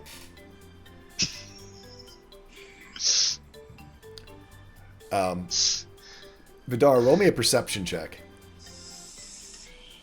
But now he's got the biggest guiltiest grin on his face for guilty pleasures. He's standing to the back. Roll and to me the a side. sleight of hand. On a 14, and you saw it coming and you were able to catch it very discreetly, he throws you a firework about the size of a small plum. It just goes into the back pocket. Y'all are welcome. Luna, you're welcome. Anyone who wants to make a perception against I was it. gonna say Celia definitely would, being typically right next to him. Celia probably would. Yeah. I mean, I would notice the sleight of hand if I was passive. So yeah, with Iska, with your passive Celia, ooh yeah, everyone caught it. You see Vidar's got a firework the size of a plum. You just gotta put these back and just. So, I think Celia will actually just like kind of tap your shoulder, hand out. Yeah, she probably would. Not straight away, but eventually, like, I walk a little bit and then she would do that. Yeah. She'd probably let you think you got away with it. Yeah, for a little bit, and then like. Do I have to? No. Fine. Okay, she'll put it away. Thanks for keeping an eye on him, Celia. Mentally to Vidar, don't worry. We'll be back later. You said his wagon was completely made out of metal? Pretty much. Yeah, it is. It's basically like scrap metal that has been sort of riveted and bolted and pinned together. How well melded is it? How well welded? How Oh well no! crafted is it? Like, It's not well crafted. Well, it is crafted. It was originally crafted very well to withstand explosions. It has seen me more than a couple of those. Would you say it was watertight? Oh, it actually is. The wagon is probably not watertight. Most likely containers that contain his stuff are. That's fine. Luna wouldn't necessarily know that though, but yes, no, the cart is probably not watertight. Okay. For future reference. For future reference. I just was curious. Yeah. So yeah, there literally is no more caravan. Fazil Blams brings up the rear of this caravan for reasons. Uh-huh. Yeah, legal. Couldn't guess why. And this makes a perfect point because I also wanted to grab something to drink. We're going to take our quick break and do pun of the week because Hey! I'm going to turn over to the illustrious NNG9 for pun of the week, and all the rest of us are going to go like take cover. But she's going to tell you first a little bit about our charity and what we're raising for this month. Thank you, Jay. So, this channel's run 100% for charity. The charities change roughly every other month. This month's charity being Outright Action International, Human Rights for LGBTIQ people everywhere. Organization that works with the UN to help, trying to figure out how to say it. Permanent residents go with the Nation for LGBTIQ. I keep messing that up. Do a lot of great work for the community. There's lots of good information on the website. If you would like to know more about the organization specifically, please click on the purple lettering in the description, right at the top, and take you there. Lots of good information. If you'd like to donate through our channel, please click on the banner above it, and then it'll take you to the Twitch page, and you can do the donation at whatever level you need. And depending on what level you do, you can do different things to affect the story. For any amount, you can add to the spell bank. And at every $100 increment, we get a spell of that level. So at $100, we get a level 1 spell, level 2 spell at 200, 3, so on and so forth. For $1, you can give a player a D10 healing dice, and bits are also usable for that, whether it's through the banner or through bits. It'll still count. For $2, give a player an advantage that they can use on any roll, with the exception of death rolls. at most of these with the exception of death rolls. Give a player a for $3, give a player a D12 Bardic Inspiration die. For $5, a luck die, which lets you reroll anything other than death saving throw, including damage or healing, even percentile rolls. For $10, you can give a party member a random potion from the party punch bowl. As you saw earlier, we just roll, I guess it's a D35 and see what we get. And for $25, you can donate an action surge to a player. But please don't feel pressure to donate. You can also do things like share us on social media like Twitch, Facebook, and other platforms that I don't use, but you might. Otherwise, we hope you enjoyed our story and you stay tuned for the rest of it. And it's still just me. Cool. So I am actually... Oh, what? I am a black screen, but I am here. No worries. No worries. I expected that. I am still here. Okay, cool. But so it's not yet actually time for Pun of the Week. This time I am going to plug something. The Pithos tabletop role-playing game. I was a Kickstarter back group. A friend of mine made the system, and they just fulfilled it. It's a really cool RPG system. I actually put on my DM hat and ran a game and ran a one-shot in it, which I think is turning into a more shot. So it's really awesome. Please check it out. Author is Gareth B. Johnson. Great work. Give him a follow on at Pithos RPG. It's a great world. It's like an action system. I like it a bit. Like, I don't DM, but I DM'd for this system. Wow, that's high praise. Yes, it is. Yeah, and everybody who I've introduced to it seems to really like it. So please check it out. Multi-plugging. So yeah, that's my plug for the week at least. Cool. And we got most of our cast back. Have we? I said most of it. We're still missing a few people, but I plugged the Pithos RPG. Oh yes, thank you. Thank There you, you go. Templar. Thanks, Yes, Templar. You can chat. It has There you go. art. Actually, I suppose where's a good art? Show I off know. some art. I know what I'm going to show off in terms Show of off the art. All right, where is it? Well, this is so here's some of the art there. Oh, That's cool. That's our Nice. goblin I picture. say, looks like a goblin. It's Gribbling Cranker. His heavy course. crossbows are a thing to behold. Some more psionic stuff there. Ooh, I cool. call that, obviously there are different terms, but I played a lot of D&D, so that's the term I think of first. There is one picture in particular. Where is it? I can find it, I swear. Und das just get your. Yes. This, because I helped playtest this system, and this is the character I played in the system, and this.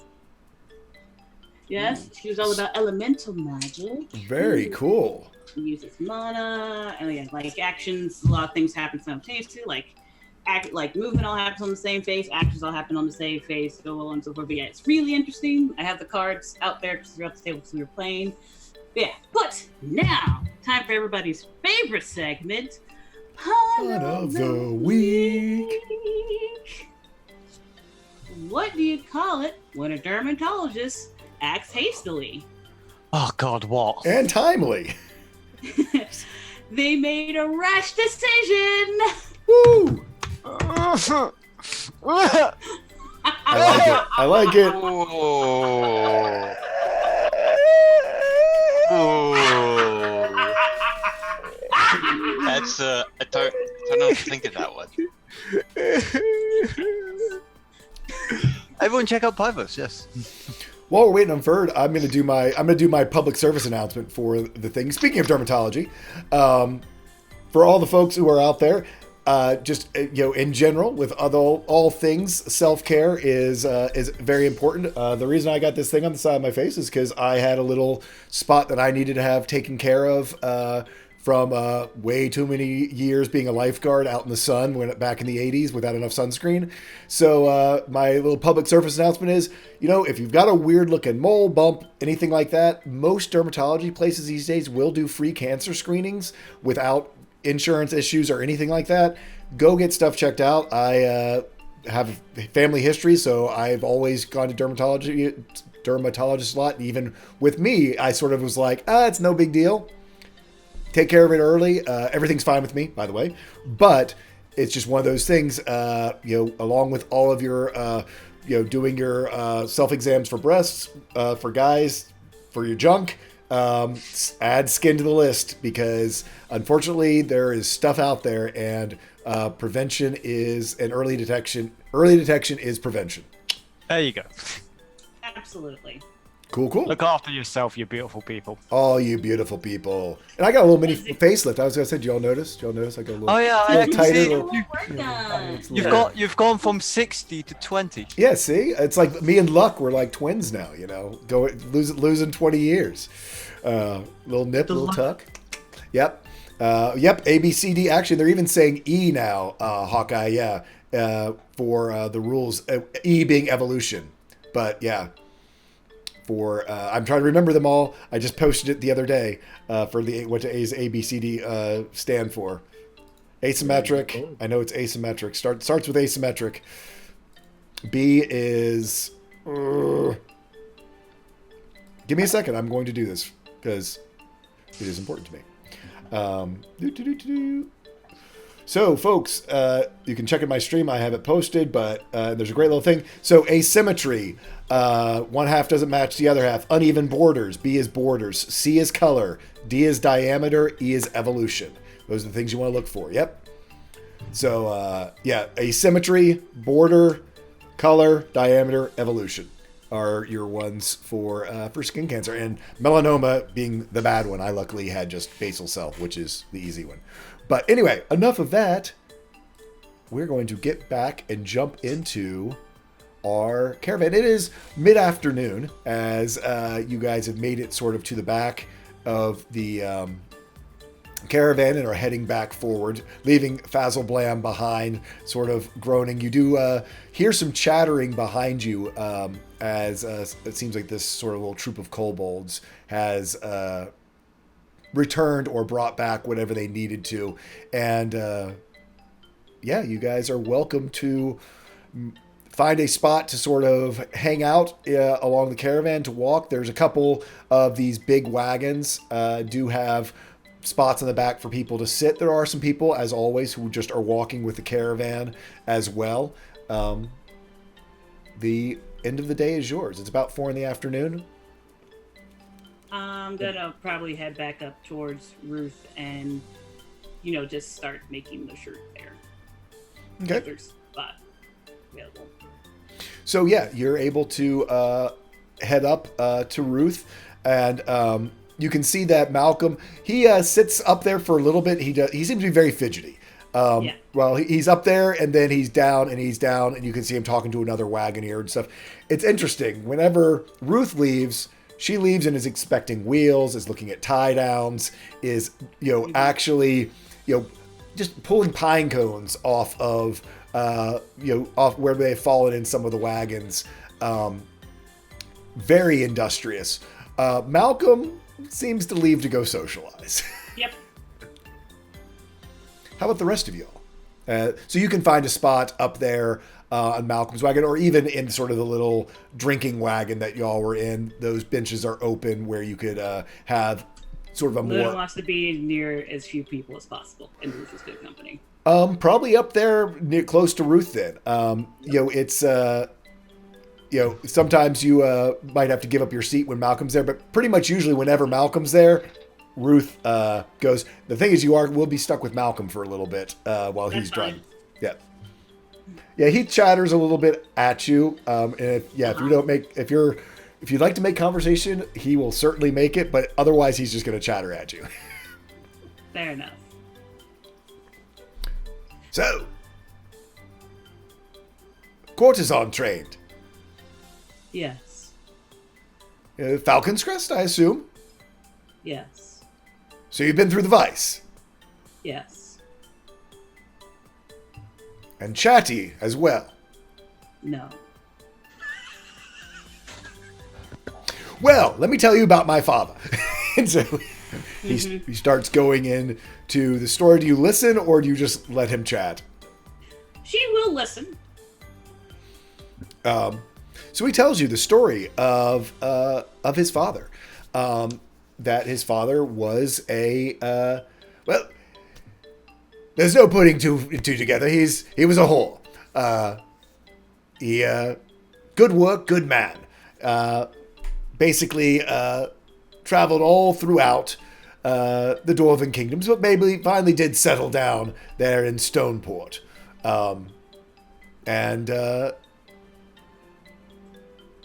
Honest man, honest work, was good with numbers. Kept his money, kept his accounts, and built up quite a fortune. For then, me, I was raised in brothels myself, and quite happy and quite proud of it. In fact, it's a good way to learn the truth of people. There's those who look down at the women and men in that line of work, and you realize that they're not worth the money that they pay for what they're looking for. But Corwin, my father, he had an honor about him. They called him the craftsman, and for good reason. He was always one to,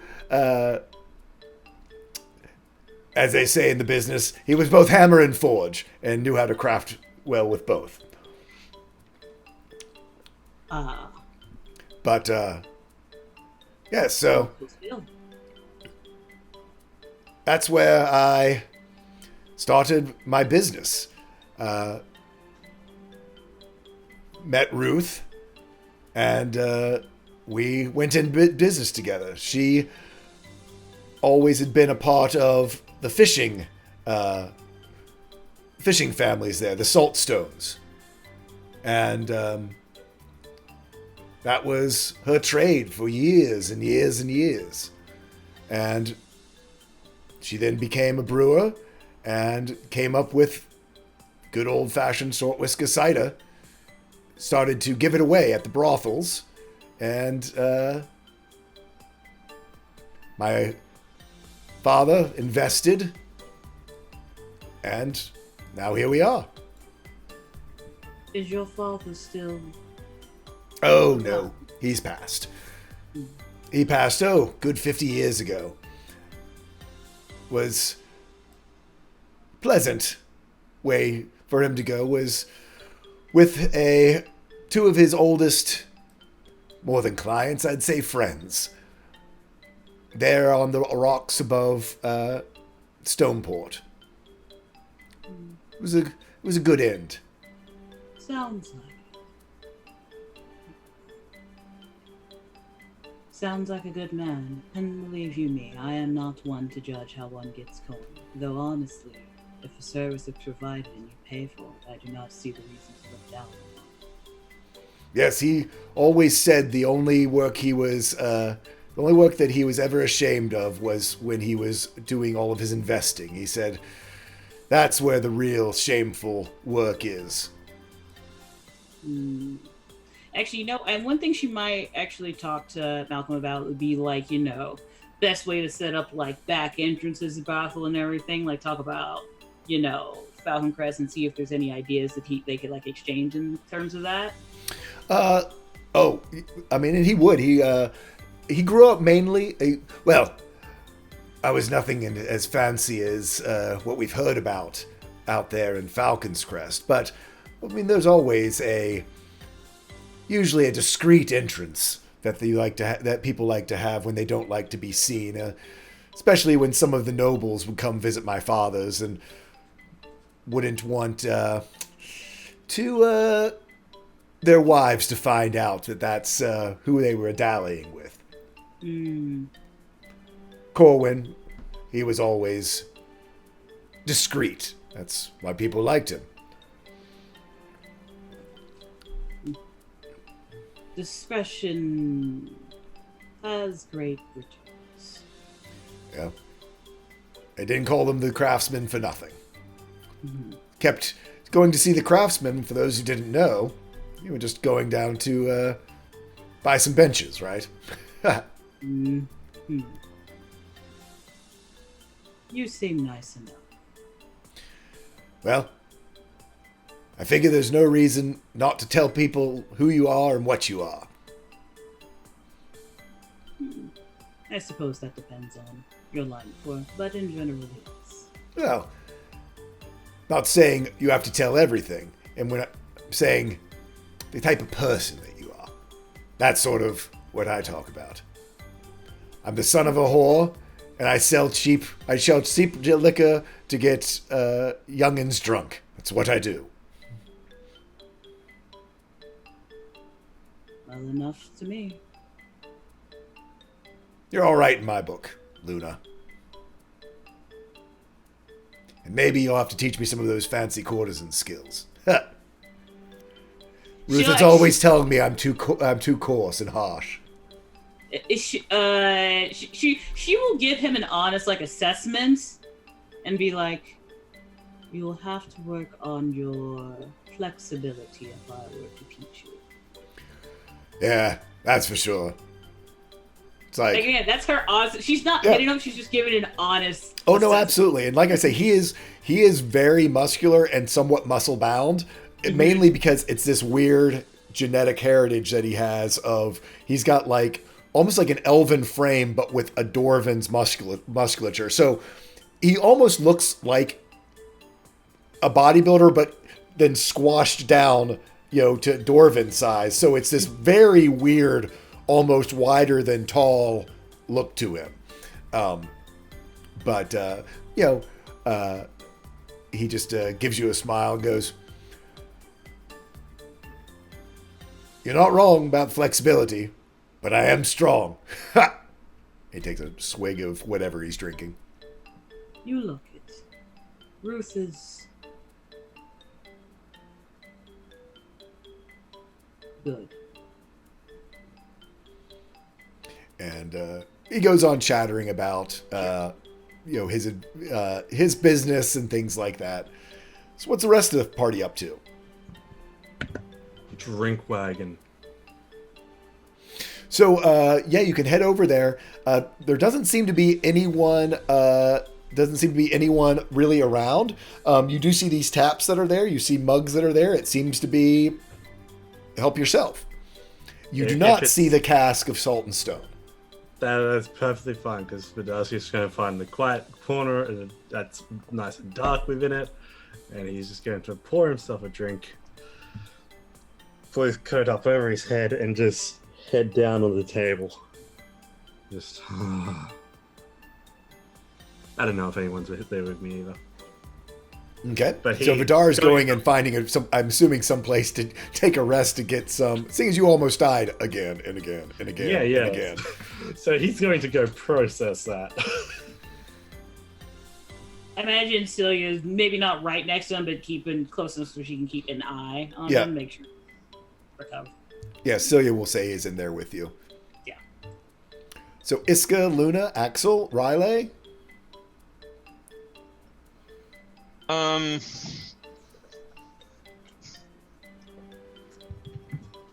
I think I think Axel will, introduce Riley to Tolia properly, Okay. So you all head over there. Riley, hi, Mr. Toe here. Okay. So, looks to Axel, looks to Riley. So, are you going to explain, or I'm fine. I'm glad you have a son. Isn't it wonderful? Yes, it's your experience. It's wonderful. I love my son. Yeah, he's a room born. I don't know what that means. No one does, which is why I'm telling. He's born of magic. He's got the body and magic. I don't know exactly how it works either. I'm just glad it did. But yeah, I helped create him. And I'm raising him, and I want to be his dad. He wants, yeah. All goes over my He head sometimes. looks like he's about to ask questions, and then he's sort of like, so, a surge from the Vice? Or is this different? Different magic. Forgive me if I'm not going to share everything, but different magic. Yeah. No, it's not a I Vice wouldn't surge, understand anyway. No, But- the Vice surges. Here's the thing. Usually not so present. It doesn't really matter how he came to be your son. What matters is that how he is your son. Yes. And I so- can't put it that way, but yes. That's... The rest doesn't matter. Whether adopted, whether you marry into having a family, however a family comes your way, they're your family. So if he's your son, Yes. cheers to you. You're going to be a great father. Thank you. Yeah, no, it's I'll use that terminology to explain it to other people who are confused because that's the best way of putting it. I couldn't say it that way.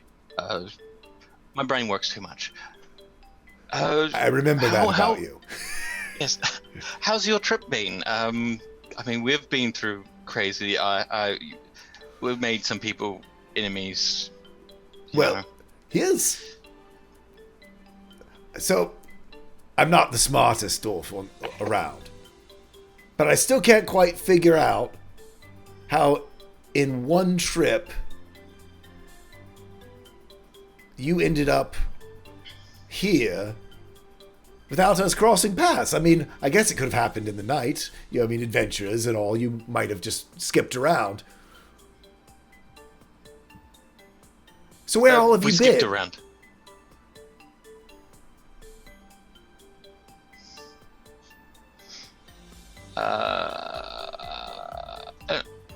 Or How trustworthy is he? it's Toe here. I mean, he wouldn't betray you, but you know, it's kind of one of those things. He's a Things will get dwarf. He around talks. eventually. He wouldn't know what was important not to tell him, what was important to tell. Yeah. Yeah, well, we did a lot, we did a lot of wandering around, jumping around from place to place, really. Half the time I'm pretty sure we didn't even know where we were, so that might explain why. And yeah. Some Crazy- of that highfalutin magic. Sorry? Highfalutin magic. The stuff that like they cast up in Balathira. Yeah. That sort of stuff. So, walk across the Vice, got chucked back across the Vice. Through Wow. that really I don't even know how it works. I would like to know how it works, but, I kind of miscare and all that sort of thing as well. I But warned you went through about the Vice. them. Yeah. Yes. Went through the Vice. Went down to Falcon's Crest. Chucked over here. And then we came down from Elevation to Pit because we needed to be there. What happens when you... So we didn't come back through the Vice or anything like that. Well, it's But- just now gotten itself back open, so there was really Yeah. not any way. A lot of people have been confused about that, and it's kind of an issue to explain when a lot of people, you're not really should be doing. I'm telling you that somebody magicked you across the continent. So what do you want for dinner?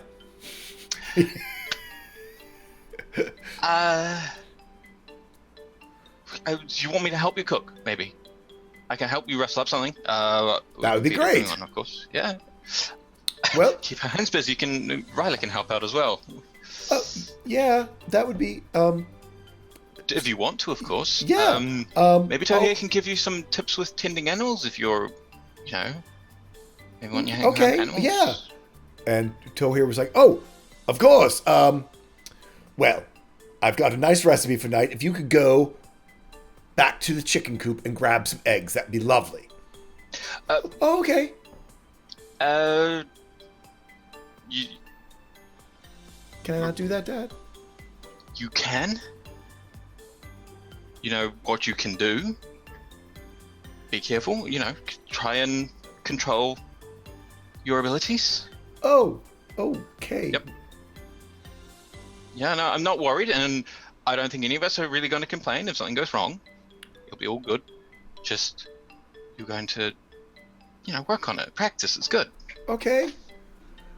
Toya, Axel, as soon as you sort of left, Axel and Toya, you don't mind those eggs if they can hatch, right? Oh, well, they were just laid like 2 days ago. There's no worry. No worry at all. Sure. No worry at all. I trust Riley. Just don't crush them. I mean, No, he's not gonna do delicate, that, no. right? Yes, he can do delicate work, of course. Okay. Right. There you are. Cooking. Are you familiar with chickens, boy? They might no. peck you. Oh. Tell you what, I'll go with you. And he sort of walks Riley around to the back. So, this is old Martha. You get a little bit of this seed, and he puts some seed in Riley's hand. You see Riley concentrating really, really hard to not make the seed sprout. Roll me a, let's say, concentration check. So, yeah, roll a constitution for me. Check with Riley.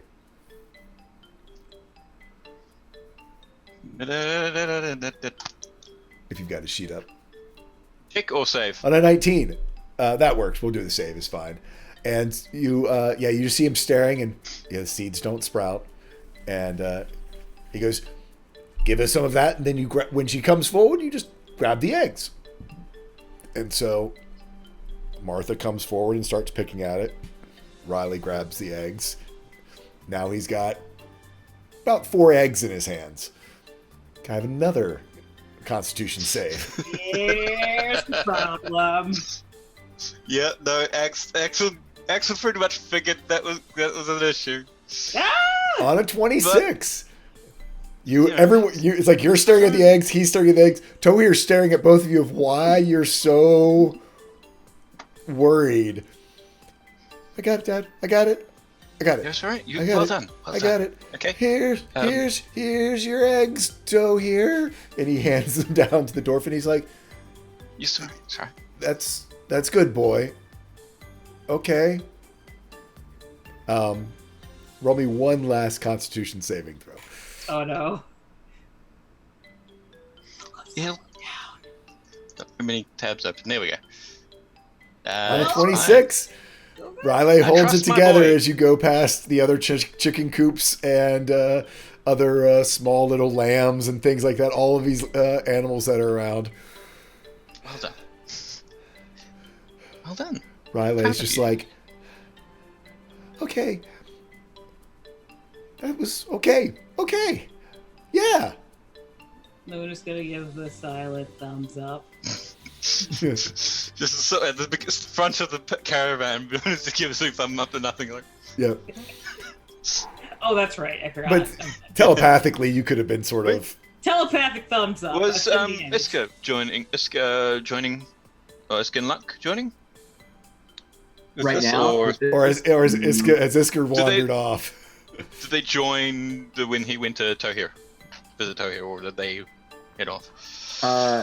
I can say that Iska kind of went towards the outskirts of the caravan in her usual, just kind of looking at things and going and like wandering in the trees for a second, picking a flower or two, and hopefully looking as nonchalant as possible as she made her way back to the back of the caravan.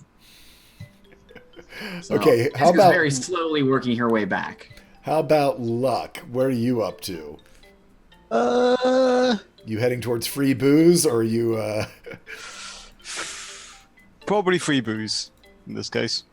Okay, so you will end up back there. You see Vidar head down on his on the picnic table that's sort of set up in the center, and there's open taps and empty mugs.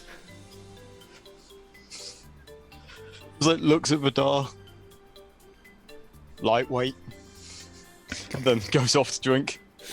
Yeah, there's all sorts of different things in here. I mean, it's none of it is the same as what you had during the negotiations, but there's multiple different flavors here. You can lager, ciders. There is of course there is some some Shortwhisker cider. Wow, on tap there. So there's that if you were in the mood, but there's plenty of other good elven ales and hoppy, what's in the EPA, an elven pale ale, and just saying, yeah, the elves drink all that, all those hoppy beers. Ew. Just looking at Luck after he says lightweight, he's nearly dying the ethereal plane lightweight. I don't even understand. You've done it before. Dying or ethereal plane dying? Both. I think. No, I've done. You nearly died before in the ethereal plane, I think. No. Wait, No. that was the other you. They just got possessed. It's close enough, isn't it?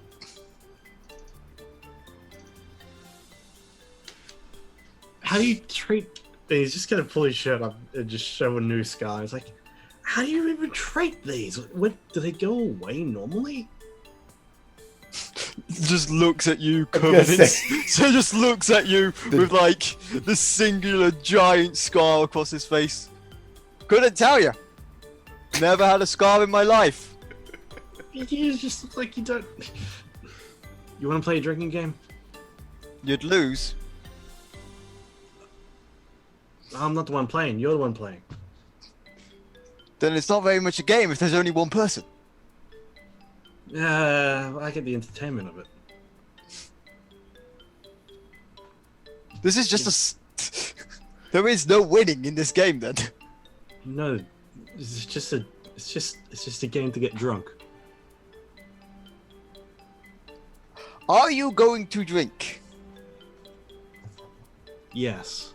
Then we are playing a drinking game. Let's go. Okay. Do you have any cards? I have an idea. I want to call it the Vice. Do I have any cards? No. Damn.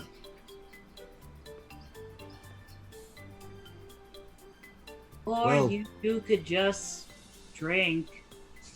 No. Oh wait, no, I lied. Yeah, that's right. to you. Celia is there.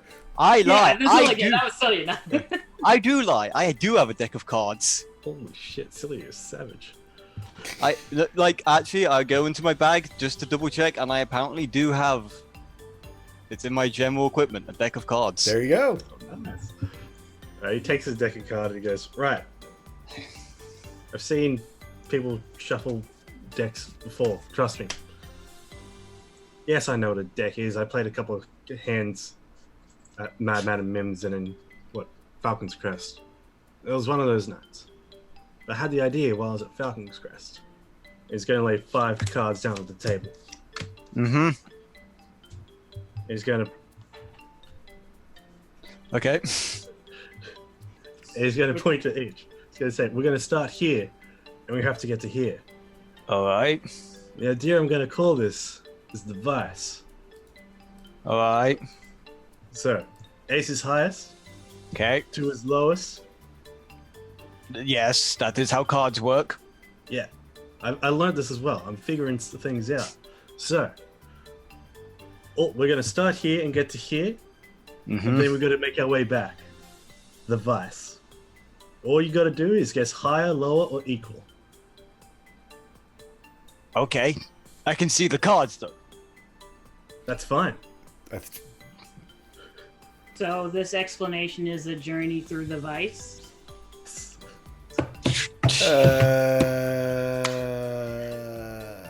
All right. Now, just to get you started, since we got the highest already, you get it automatically because it's the highest. Or you could call equal. Then we get to the next one. Would you like it? Would you like to be higher or equal? Let's go higher. Exactly. And then we follow the same pattern. until we get Okay, I get this. So, Alright. higher, lower, or equal. Lower. Unfortunately, my sir, you finish your drink. All right. Glug, glug, glug, glug, glug. Are you sure you don't just want to drink? Celia chiming in. Are you sure you don't just want to join us? Positive. This kills time more. One of us needs to be about our wits. Do you see me drinking yet? I So, didn't say it was you.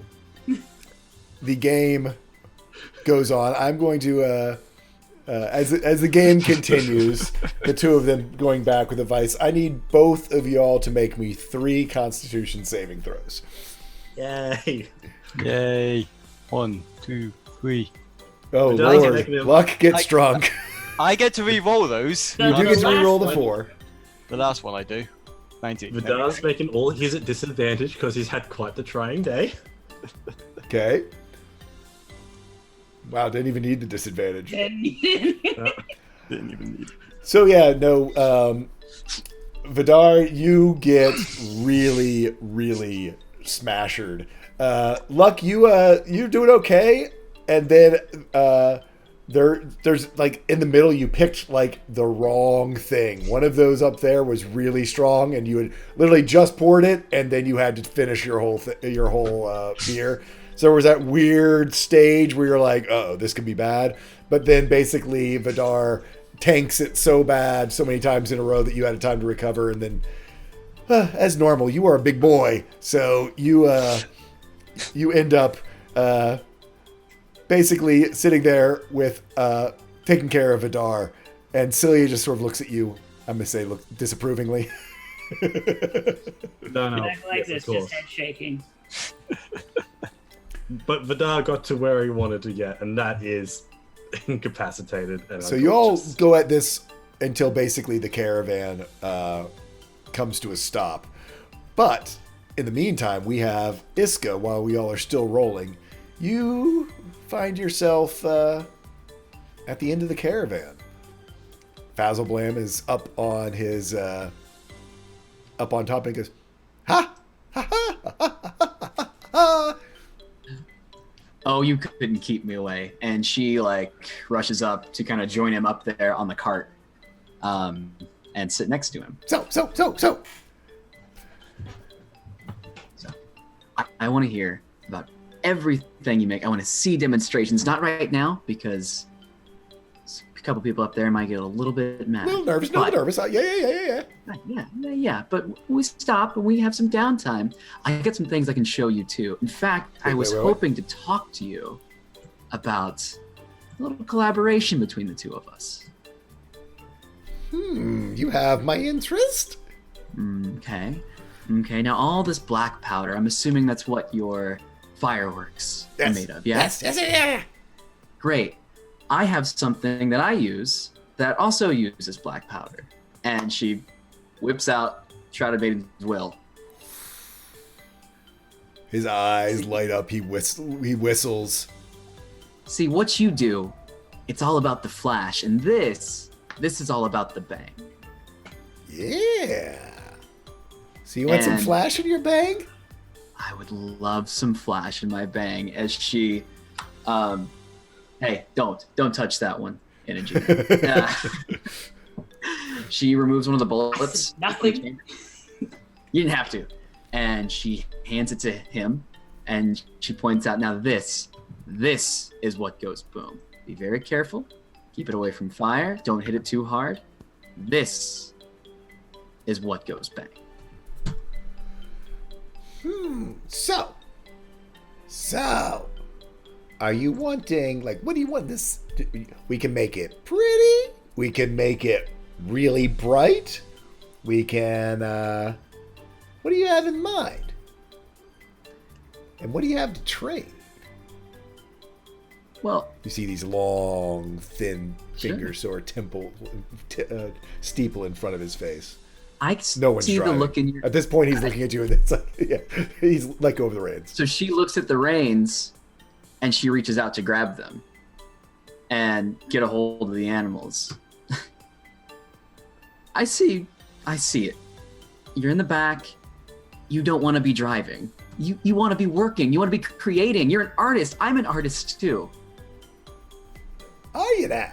So, a little, you drive for a little bit, I work on stuff, I drive for a little bit, then you work on stuff?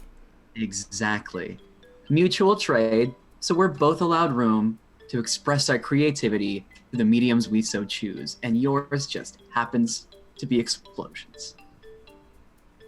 And yours is going to be explosions pretty soon.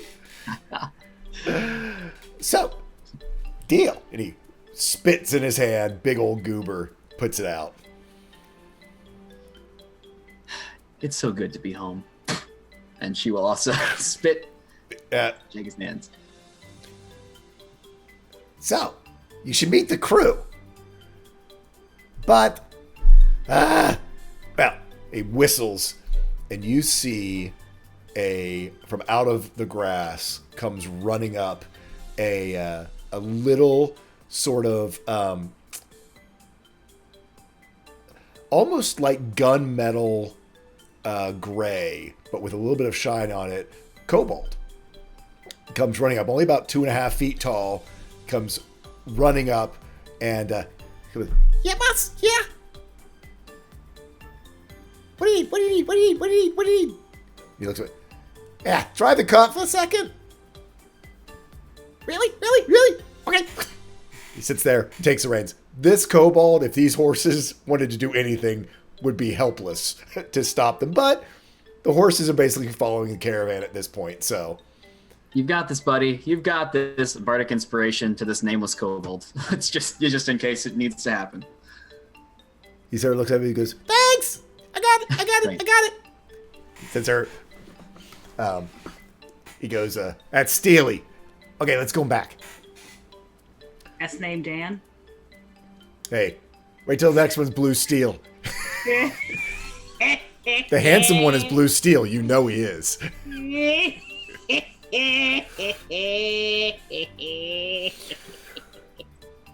So, he hops down off. This little tiny 2-foot kobold is up there driving. Big wide eyes, these little sort of metallic ears sticking back over its sort of back of its head. And you all hop down, and he opens up the door into. It is a workshop, but it is just a wreck. I mean, there is not a place here that doesn't look like had just been being beat with like a ball peen hammer from minor explosions. There's places where there's burn holes through the roof, through the walls, and then there are all of these sort of almost looks like little, like a safe, like little vaults, metal vaults that have all sorts of different, just sort of spread around the room. And he's like, you don't smoke, do you? No. Okay, good. Just, you don't want to. Not back here. So, let me come into my workshop. And suddenly he is Knob, and I can't get rid of it out of my head. Come on back. Okay. So, can I take that? Can I take this apart? He shows you the bullet that you gave him. Absolutely. Just like you said. Yep. Goes Careful, over to cautious. his thing. Goes over, and you see he actually has a nice little sort of metalworking thing. He pulls it apart. Okay, so black powder in here. This is a bullet. That's what. So okay. So this part, he sort of the actual round bullet part.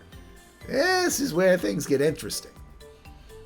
So we can make a hollow one of these, fill it with things. We can make it out of one of my maybe some magnesium. Then it's going to be a big old bright light like a flare.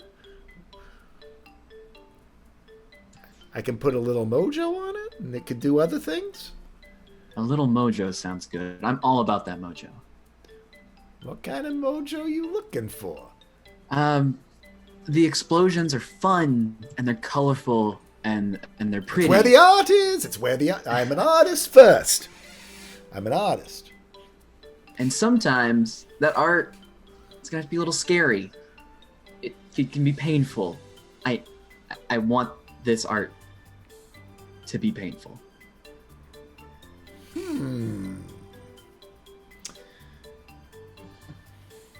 need to think on this. So, your type of pain and my type of pain might be two different type of pain. Because, are you thinking like you want to have it make a bigger hole in whatever you're shooting at? Or are you thinking that maybe once it gets inside you, it just makes things hurt even worse? This is entirely illegal what we might be doing here. That's why we're doing it back here. Well, of course. I'm guessing a lot of this stuff is not above level, right? I'm just guessing. You don't have to Individually, answer that. I'm not everything a back cop. here is perfectly within regulations of Dwarven demolitions. I'll tell you that. Now, when you mix them up, that's a little question. Tell you what, you are the expert here. I want you to play around. I want you to find your muse, and I want you to take as long as you need. I've got those animals. You figure out what works for you, and make sure it's stable.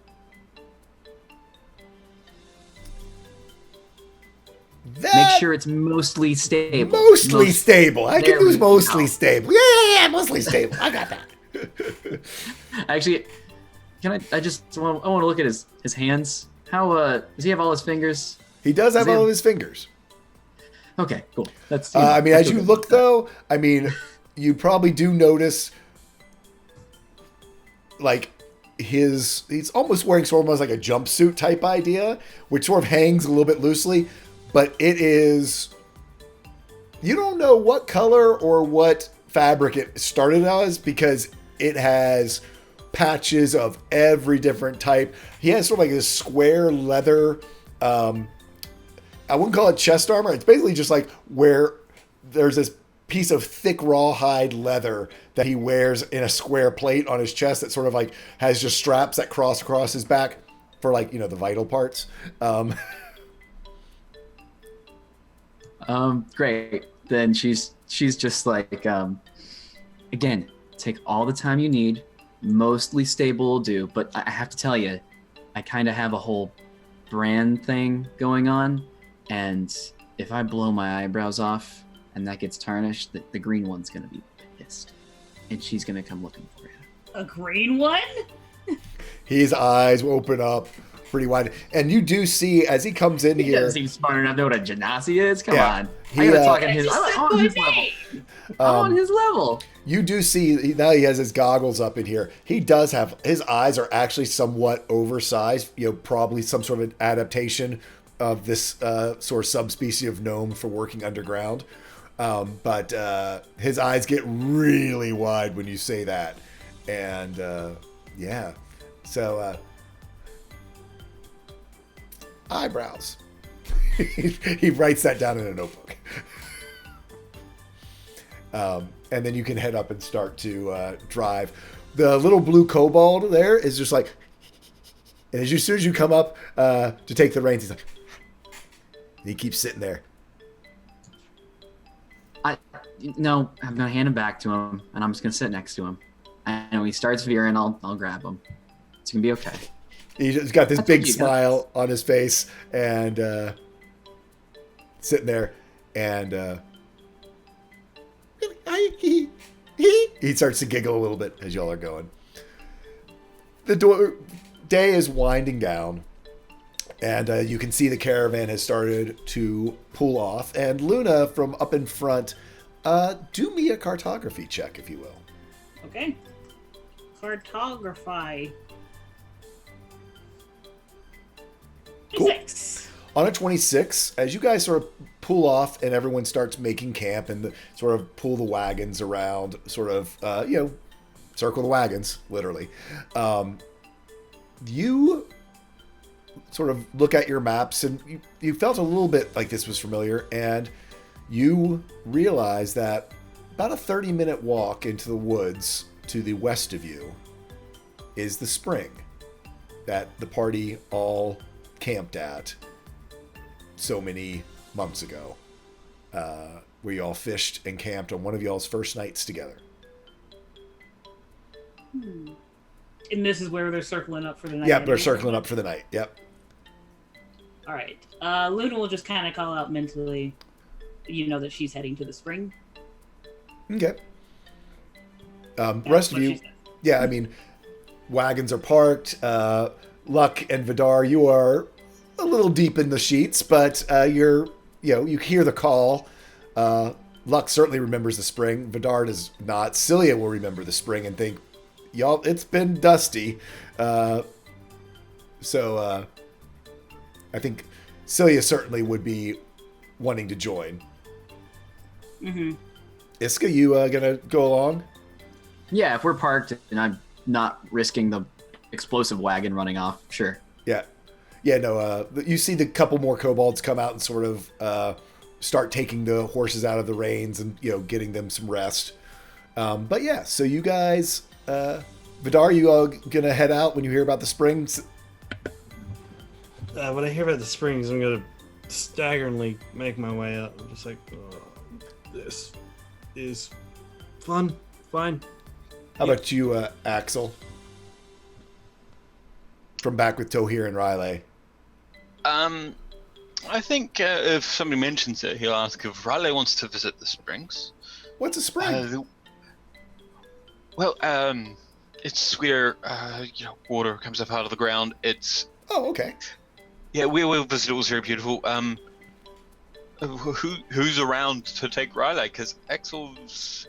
If everyone's going to the spring, Axel's staying with the caravan. Okay. I mean, certainly there's people close enough around that you could find. So, Iska certainly could grab Riley if you wanted. Yeah, he'll ask. Yeah, Iska. He's we're here to protect the caravan, so I'll stay around here and I can contact you guys if something is going wrong. Seems reasonable. Okay. It have fun, Riley. Right? Sorry, hey. I mean, add a character if you want to go, we could say Cilia stayed back with the caravan if he wanted to go. Yeah, that could actually work. Yeah. Yeah, that works too. For story Okay. reasons, we can have Cilia stay. Yeah, that works. Okay. Go to the springs. Yep. So Cilia volunteers to stay, Yep. and lets the rest of the party head over to head out into the woods. And after about a 30-minute walk, I mean, it's really not that far. You all find yourself someplace very familiar. You are back at the beautiful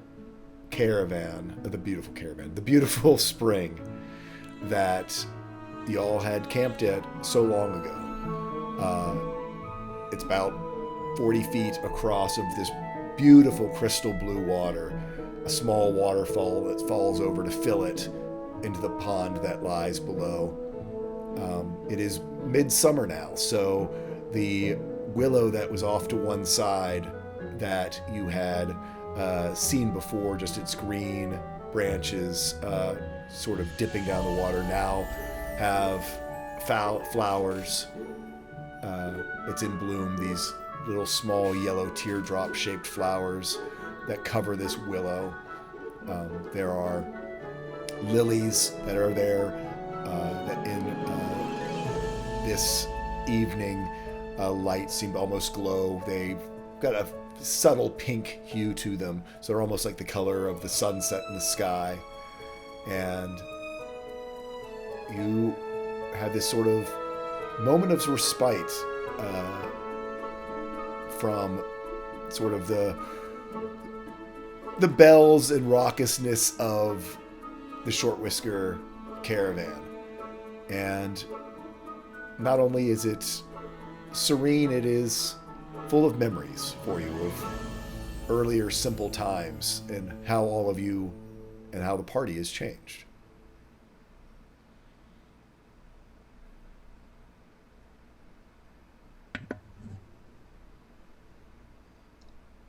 I'm going swimming. Before getting into the woods, would I have been able to quickly lean up on Iska and go, Iska, I'm drunk? I know, buddy. I can smell it. But you had a big day. You almost died so many times. You almost died on a different plane. I don't really understand how you didn't. And I'm supposed to understand fate and all the different outcomes of the world. And that is the most unlikely thing I've ever heard in my life. You shouldn't be here. I And should you have are. died. I should have died ages ago. But just keep And that's pushing. great. But you're here now. You're here with us. And you did it. You somehow keep beating the odds. Forever beating the odds. I've got so much more to do. Oh, this place is beautiful. Hmm. I'm gonna go swimming. Okay. Just be careful. And I'm gonna mind link to Luna. Drunk coming to water. Drunk coming to water. I don't know, we'll do a, I guess, mental nod. Does Luna take off clothes? Because the last time... Yep. Oh yeah. Alright, because the last time we went to a place with a body of water that we swam in. Yeah. So Cena is just like... He's going to get undressed and he's going to turn, like, just real quickly he's run toward it and goes, "Hey look, little butter!" And like fall into the water. Sploosh. Naked. Yeah. So... Vidar is. You just- Vidar you is. just body flop on the water. Huh, Vidar? You don't Yes. look ahead of time? Nope. You're drunk. That water might be a little firmer than you intended. It's not ice. At least yeah. Oh! Do I me said a it's not ice. do me a dexterity save. That's gotta hurt. So wait, you did turn it to ice, or you did not turn it to ice? I did not turn it to ice, but it's sort of, you know how you can have that in between state of like whether it's a liquid or an Slush. ice. It's like Oh, so it's a soft ice. slush. It's like he dived It's into like a slushy. Yes. You hit the Ow. coldest. It's like a full body brain freeze as you hit slushy, icy water. But I will say this: you're sober. Yep. She was helping. Looks around And says, somehow, even as a moon elf, you are more blue. I haven't been this cold since meeting the Frost Prince. Well, him, I don't care. Thank you, Ludo. This place is gorgeous. Why am I... Yeah. He's going down. As he doesn't know why his body's reacting the way it is. Nipples. Oh yeah, your body's reacting to cold water in lots of new mysterious ways. Oh boy. True. Oh. Oh no. Yeah, you're I just got this thing, a no. biological being now instead of a magical one. So Iska, what are you up to?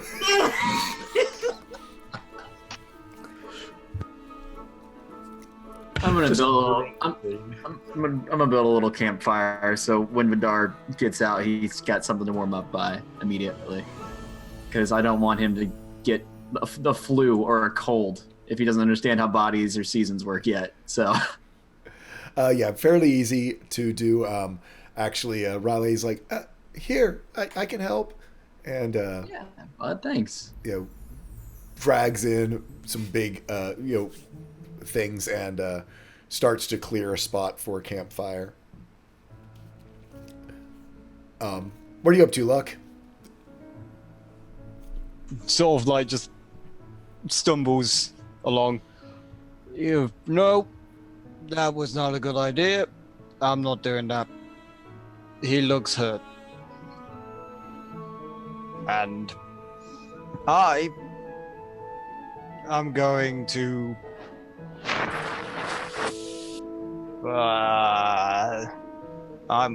write a book. It's going to be a great book. Find me a book. Luck is drunk. I have lots of books, like. Fetch me a book that I can write. Kingdom for a book. I mean, Why not indulge him?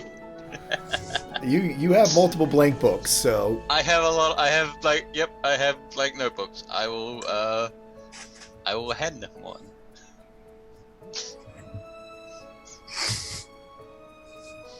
I need ink. And a pet. And a quill. I don't know if I want to give him ink. He's drunk. I don't know if I'm gonna do that. Yeah, Axel will give him an ink and quill. He's got spares. so This is gonna be a dead. do me a dexterity check as you try to write. I Axel cannot wait is for this book. just watching with this weird. Oh, perfect. I'm not. You know, I'm not even gonna re-roll it. It's just. Yeah.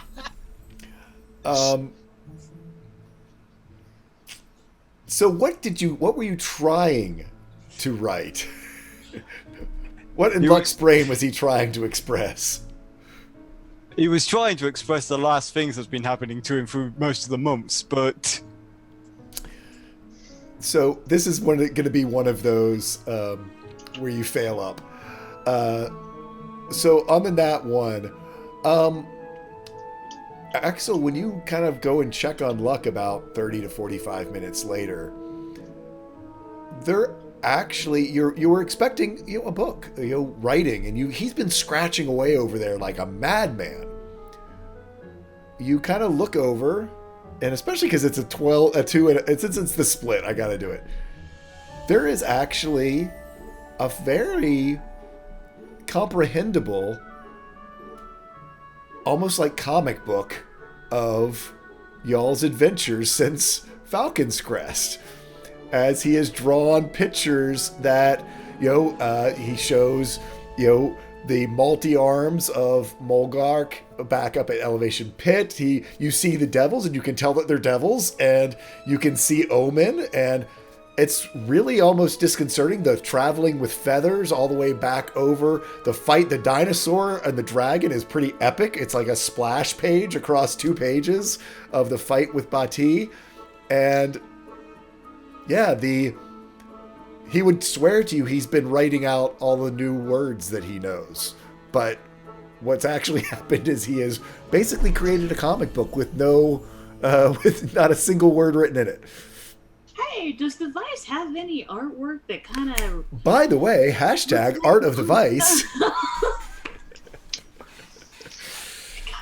And check out our Discord for all of the different art that we have. We have a Discord? We do have a Discord. Link us all about it. But yeah, so you make a pretty convincing, nice little comic book there. That's a surprise. Good job, Luck. Keep going. Indulge him. Yep. Axel, you noticed that after Riley helped Iska, he's down over sort of next to the water and kind of doing something. You can't quite decide what. But he's sort of like touching the water and kind of like feeling it and kind of like then putting his feet in a little bit and walking about just ankle deep sort of on near the bank.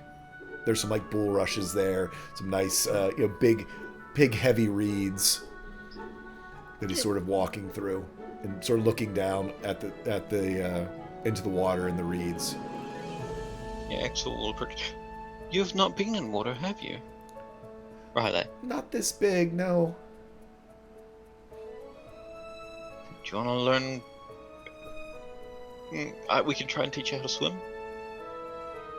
I'm not sure if I don't know. Did someone can teach you try. to swim?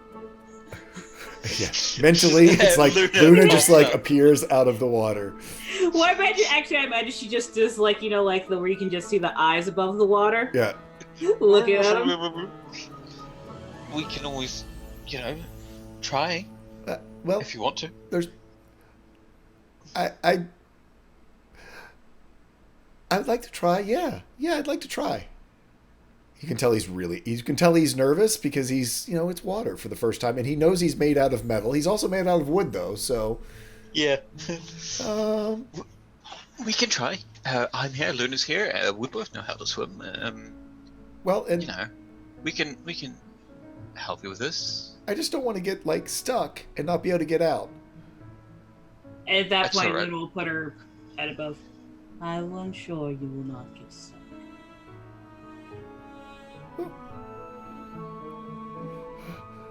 And you see he's kind of getting nervous and can't quite decide. And at that moment, from there, and he's in the shallows, you see probably 50 to 75 frogs start leaping out. As you look down, you were watching all the tadpoles around him, immediately go from being tadpoles into frogs and start leaping out. They literally they're leaping everywhere. Frogs coming out of every direction, crawling up Riley. Riley? Up. Riley? I'm sorry. Calm down, focus. I'm sorry. It's I'm all sorry. right, I'm it's sorry. good. I'm sorry. Yeah, I'm sorry. You're okay. You're okay. I was scared when I first learned how to swim. Okay. Relax. Okay. It's good. Well done. I'm very... Is it calming down? Yep, he's coming down. Well done. I know you've gone through a lot, and you have done an amazing job of learning and picking up. It's just one more, and we're here to help you, and we're not going to let anything go wrong. There's Okay. not much that can go wrong. I'm kind of heavy though. Okay. Luna, I'll at this try. point, we'll go up onto the shore, right by Riley. Mm. I'm a gaming. Thank you for the Amazing raid. gaming. Oh, I turn camera. Yeah. Yay, right. And so he starts sort of getting a little bit deeper up to his knees. He sort of Axel reaches will out sort and of grabs be ahead of him. Axel's hand. Luna Yeah, also Axel's has gonna her be arm out deeper into the water, obviously, as an example. It's fine. How do you stay on top like that? It hasn't dropped off yet. Okay. So he's still standing on the ground before it dropped, because it was like a big drop off into the. Yeah, deep there's water. sort of, it's like there's a ledge and then it drops down to the main part of the spring. It's at the edge of the ledge. It's not in the water yet. Okay, so I can walk out to there. Okay, I'm gonna walk out to there. He Yep. sort of walks out there beside. And Luna's kind of underwater, very subtly, sort of make sure there's a bit of a, how she did the slush for Yeah, them to kind of do that underwater, so Riley can't see it, but right. make sure there's a little bit of support there so he can use it before we try Right. and see if he can support himself. So he's like, Well, it's shallow here, so what we can start with, you can try and put your head underwater. oh, okay. All right. Yep. So maybe sit down on the ledge, because I'm presuming it's shallow enough that you can. Yeah, sit he down can sit down. Absolutely, He yeah. can sit down on the ledge, and his Yeah, sword then- comes up to his okay. mid chest. Well, okay, and he puts his head in the water with almost no problem. And after a while, he stays down there. Luna will duck her head under so she can see his Yeah. face. Yeah. His He's face just is sort of facing- down there. Okay. Yeah. You all right? Because she can do what? Yeah. Yeah. I wasn't worried about this part. All right. And Axel, I mean, he's been down now for 1 minute, 2 minutes. Luna minutes. is down there, and Axel's. Yeah, she's down there too. 4 minutes. Nothing's That's why going- Luna will put a hand above the water, Yeah. thumbs up. We're all good. Yeah, as a Warforged, she doesn't breathe, so. Yep. No, yeah. Axel sort of taps him over the shoulder to get his attention. And then he pops that back up. Okay. It's all right. No, Oh. no issue. Yeah. But, Okay. Well, okay. we'll start with leaving me around. He'll sort of hop in there and tread water. So he'll sort of sees you go out there, so he sort of pushes off and starts to tread water. Sinks like a Luna will stone. dive. Yeah, she's gonna immediately dive and Yeah. shoot the water to bring him back up.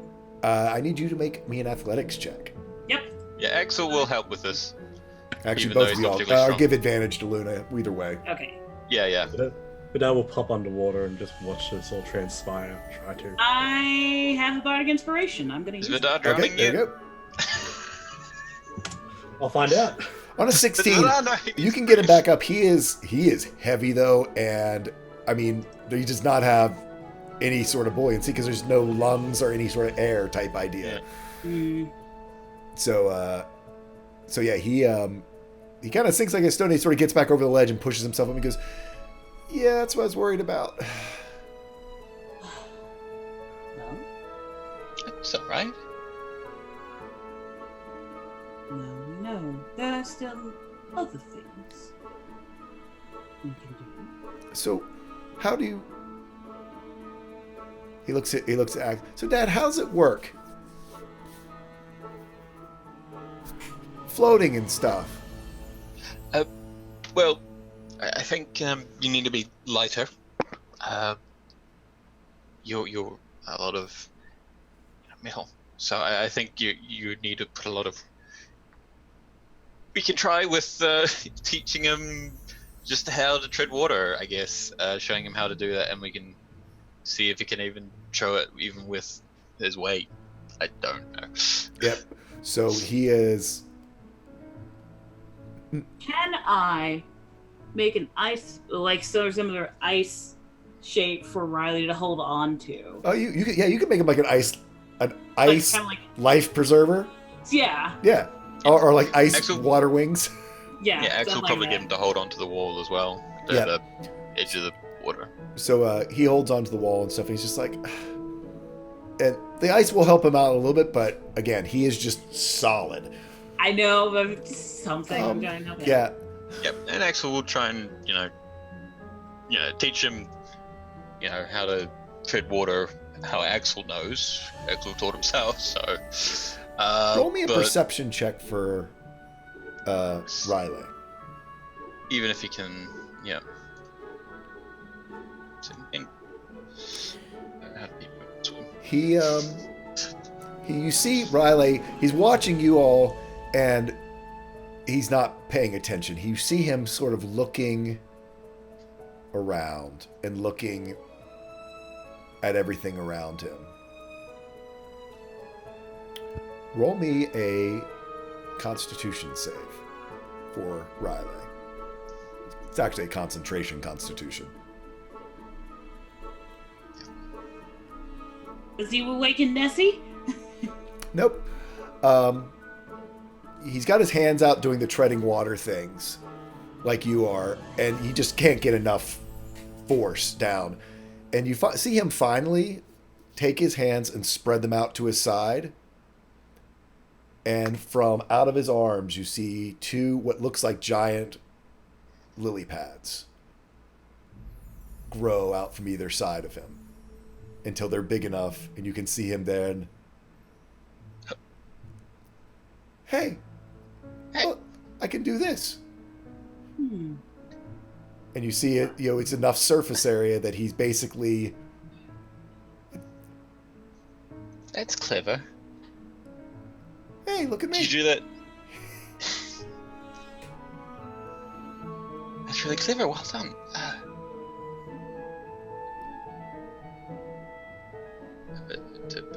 It's not. It's kind of boring. I'll have to come up with maybe a different way. But Well, at least I don't sink. Yeah, at least I mean, it's a start. We can keep practicing. Yeah, we can keep practicing. Come on. It's really good. Can you get to the? Yeah, he can kick his feet and sort of move around, but he's basically a kid with water wings. Yep. But these lily pads are literally probably. They're big enough to hold up a person. So it's like those giant ones you see in the videos with the kids in China and over I think it's Japan or somewhere where they put the kids on them because they're so big. Basically that idea. That's big. Yep. He's got one underneath of each arm. What are the rest of y'all doing? As you see Riley out there, basically a giant Warforged lily pad. And Pluto will do the thumbs up, and then she'll probably actually swim to the bottom. Yep. You can. Again, there's plenty of fish down here. It's this beautiful spring, and you can go all the way down to the very depths of it. Yep. That's what she's doing. Sort of the Giving me deep. fish. Do me a dexterity check with advantage. Okay. Check with advantage. 20. With a 20, dirty 20, yeah, you're able to lure in quite a few, sort of using your bubbles of water and air. You can basically just start sending fish up and out. Luck, you can sort of, you remember from last time, it's like you start seeing these globes of water floating over sort of towards the shore. Dinner. Puts the book like to the tree and just probably a little bit more sober, but still a bit stumbly over towards the fire. What's Iska up to? Did she somehow got out of more swimming lessons? Yeah, no, that's why she was quiet this entire time. Someone else had the spotlight in the water. She's probably stoking the fire at first, a small one to keep Vidar warm, but then also knowing they would probably eat out here, so she's been building it big enough for Luck to cook on as well. Vidar's come back out to the water and just prestidigitate just pants. So it looks like there's an illusion of pants. It's just so he's covered around, or just a robe, and just picks up his clothes. Exactly. Just a little. I totally see you being like in like a smoking jacket robe.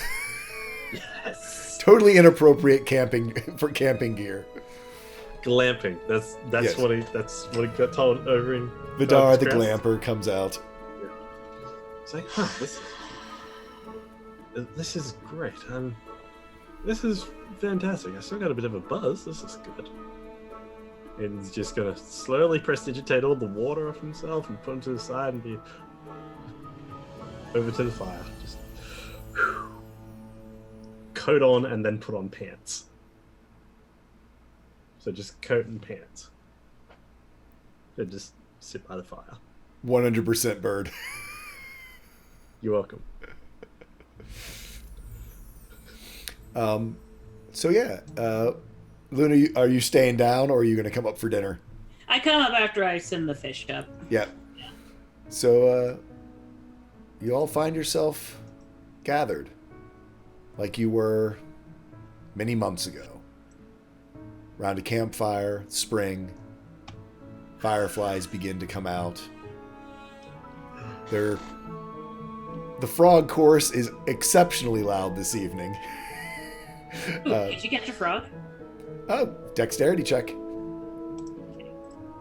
Are you going to water it or are you going to just do it straight? So it's whether you have advantage or not. Yeah, I guess I'll water it. Okay.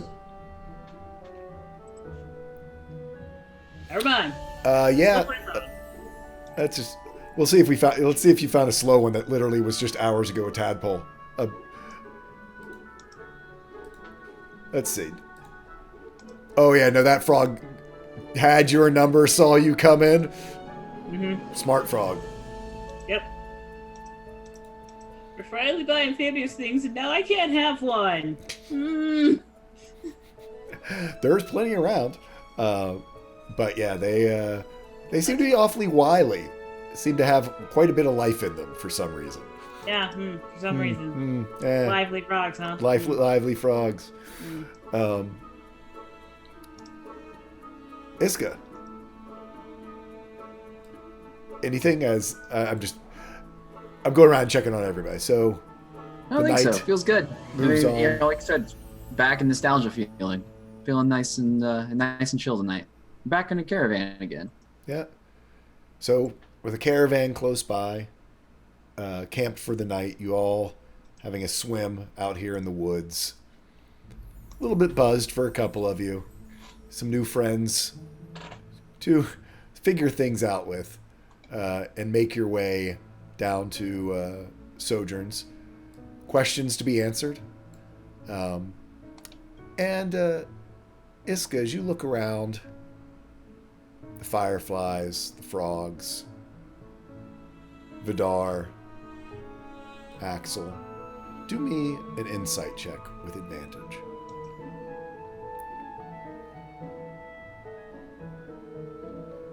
Dirty 20. Well, that's been the name of the game today. It has. Your vision begins to sort of not necessarily change or become obscured by a vision. But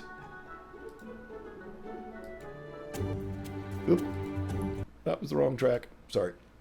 Did you want one from me as well? You sort of look out over these people who are your family,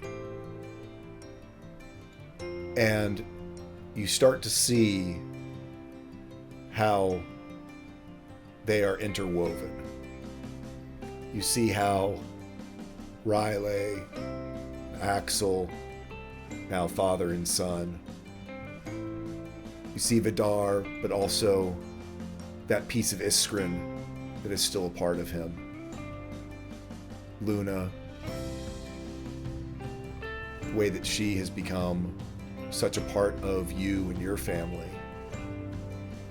And Luck, both old and young, all the pieces that shaped him and everything up in Elevation Pit, in this huge, beautiful, interwoven tapestry begins to unfold in front of you.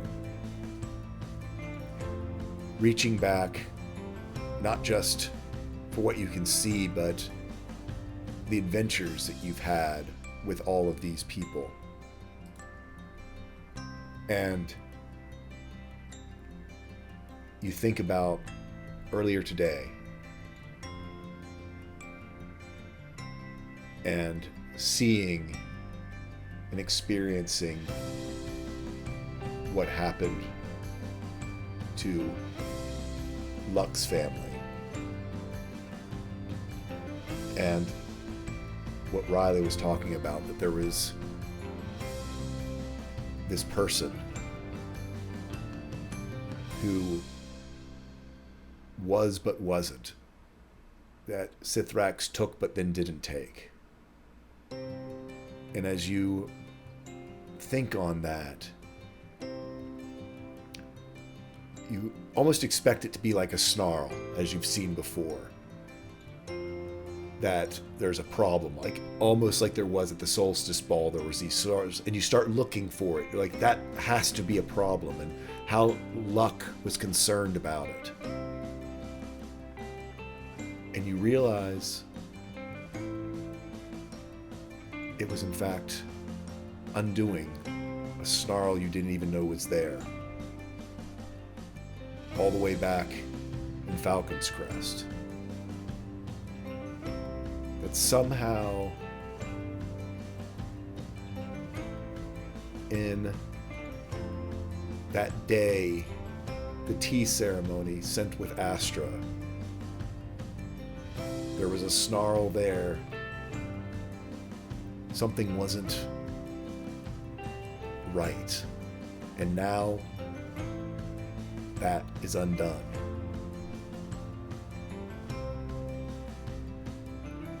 And you sort of lean back. The dragonflies, the frogs, the stars. You're heading towards your home. Towards where you grew up. And sort of across everything, this tapestry of fate, this destiny that you all have been working towards, is starting to make sense and come together. And that is where we'll end today's session of The Vice. It wasn't a cliffhanger. Holy shnikes, audience. Somehow we got out of it without any disaster. We didn't get JoJo'd. Wait for the after credits scene. Singing out loud away. Anyway, let's go around real quick and meet all of our cast and where we can find them out there. Start off with Dragons or Cats. Hello everyone, I am Dragons are Cats, and I was playing Vidar Lycran, the Hexblade Warlock, who is also a massive drunk now. No, he's not. He's definitely not. No. Couple of near-death experiences. What's that? Nothing, I tell you. Great session. You can find me on the interwebs as Dragons are Cats.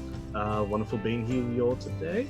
I do a Monday night Twitch stream of D&D, and I do a Wednesday night. Yep, I'm there. I'm all there.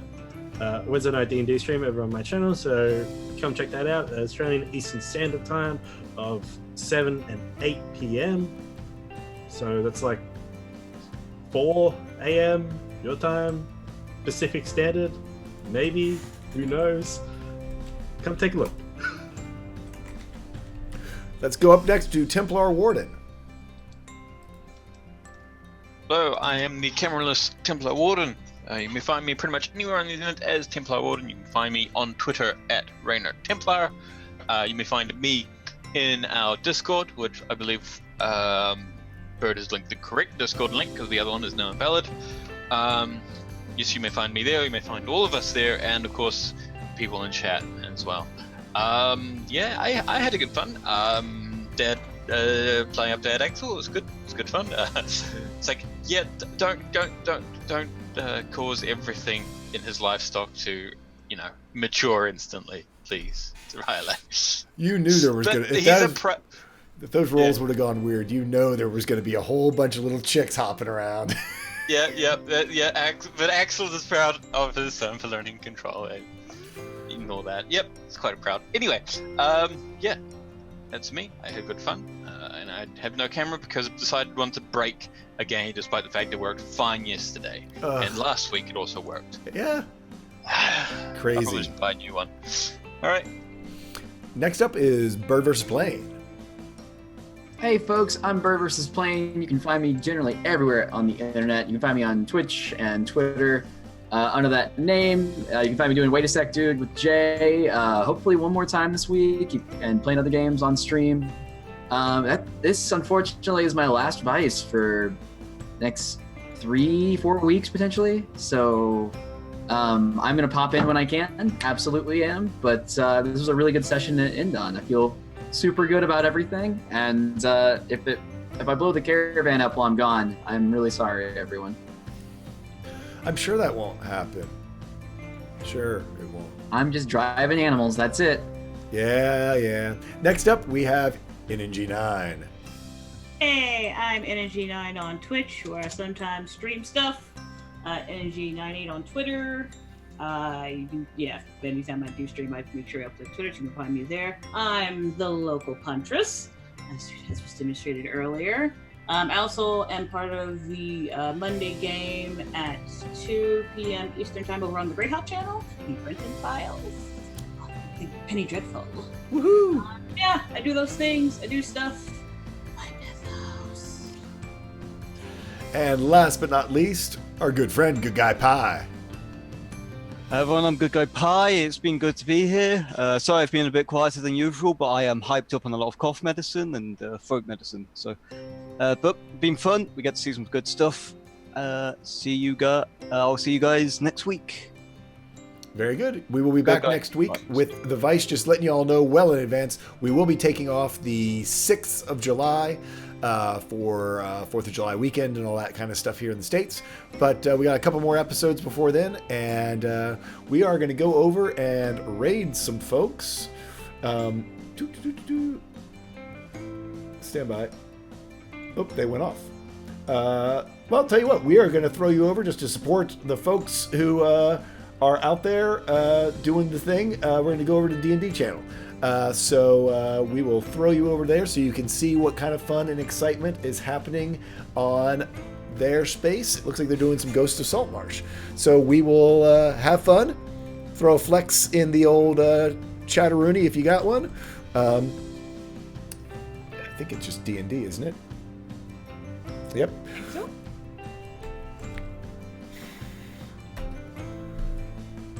Oh, you're not allowed to raid the D&D channel. Well, what do you know? Well, then, I guess that's that. Until next time, everyone, gather your friends together and tell a story, because that is what it's all about. Y'all have a wonderful evening. Good night. Bye-bye. Ooh.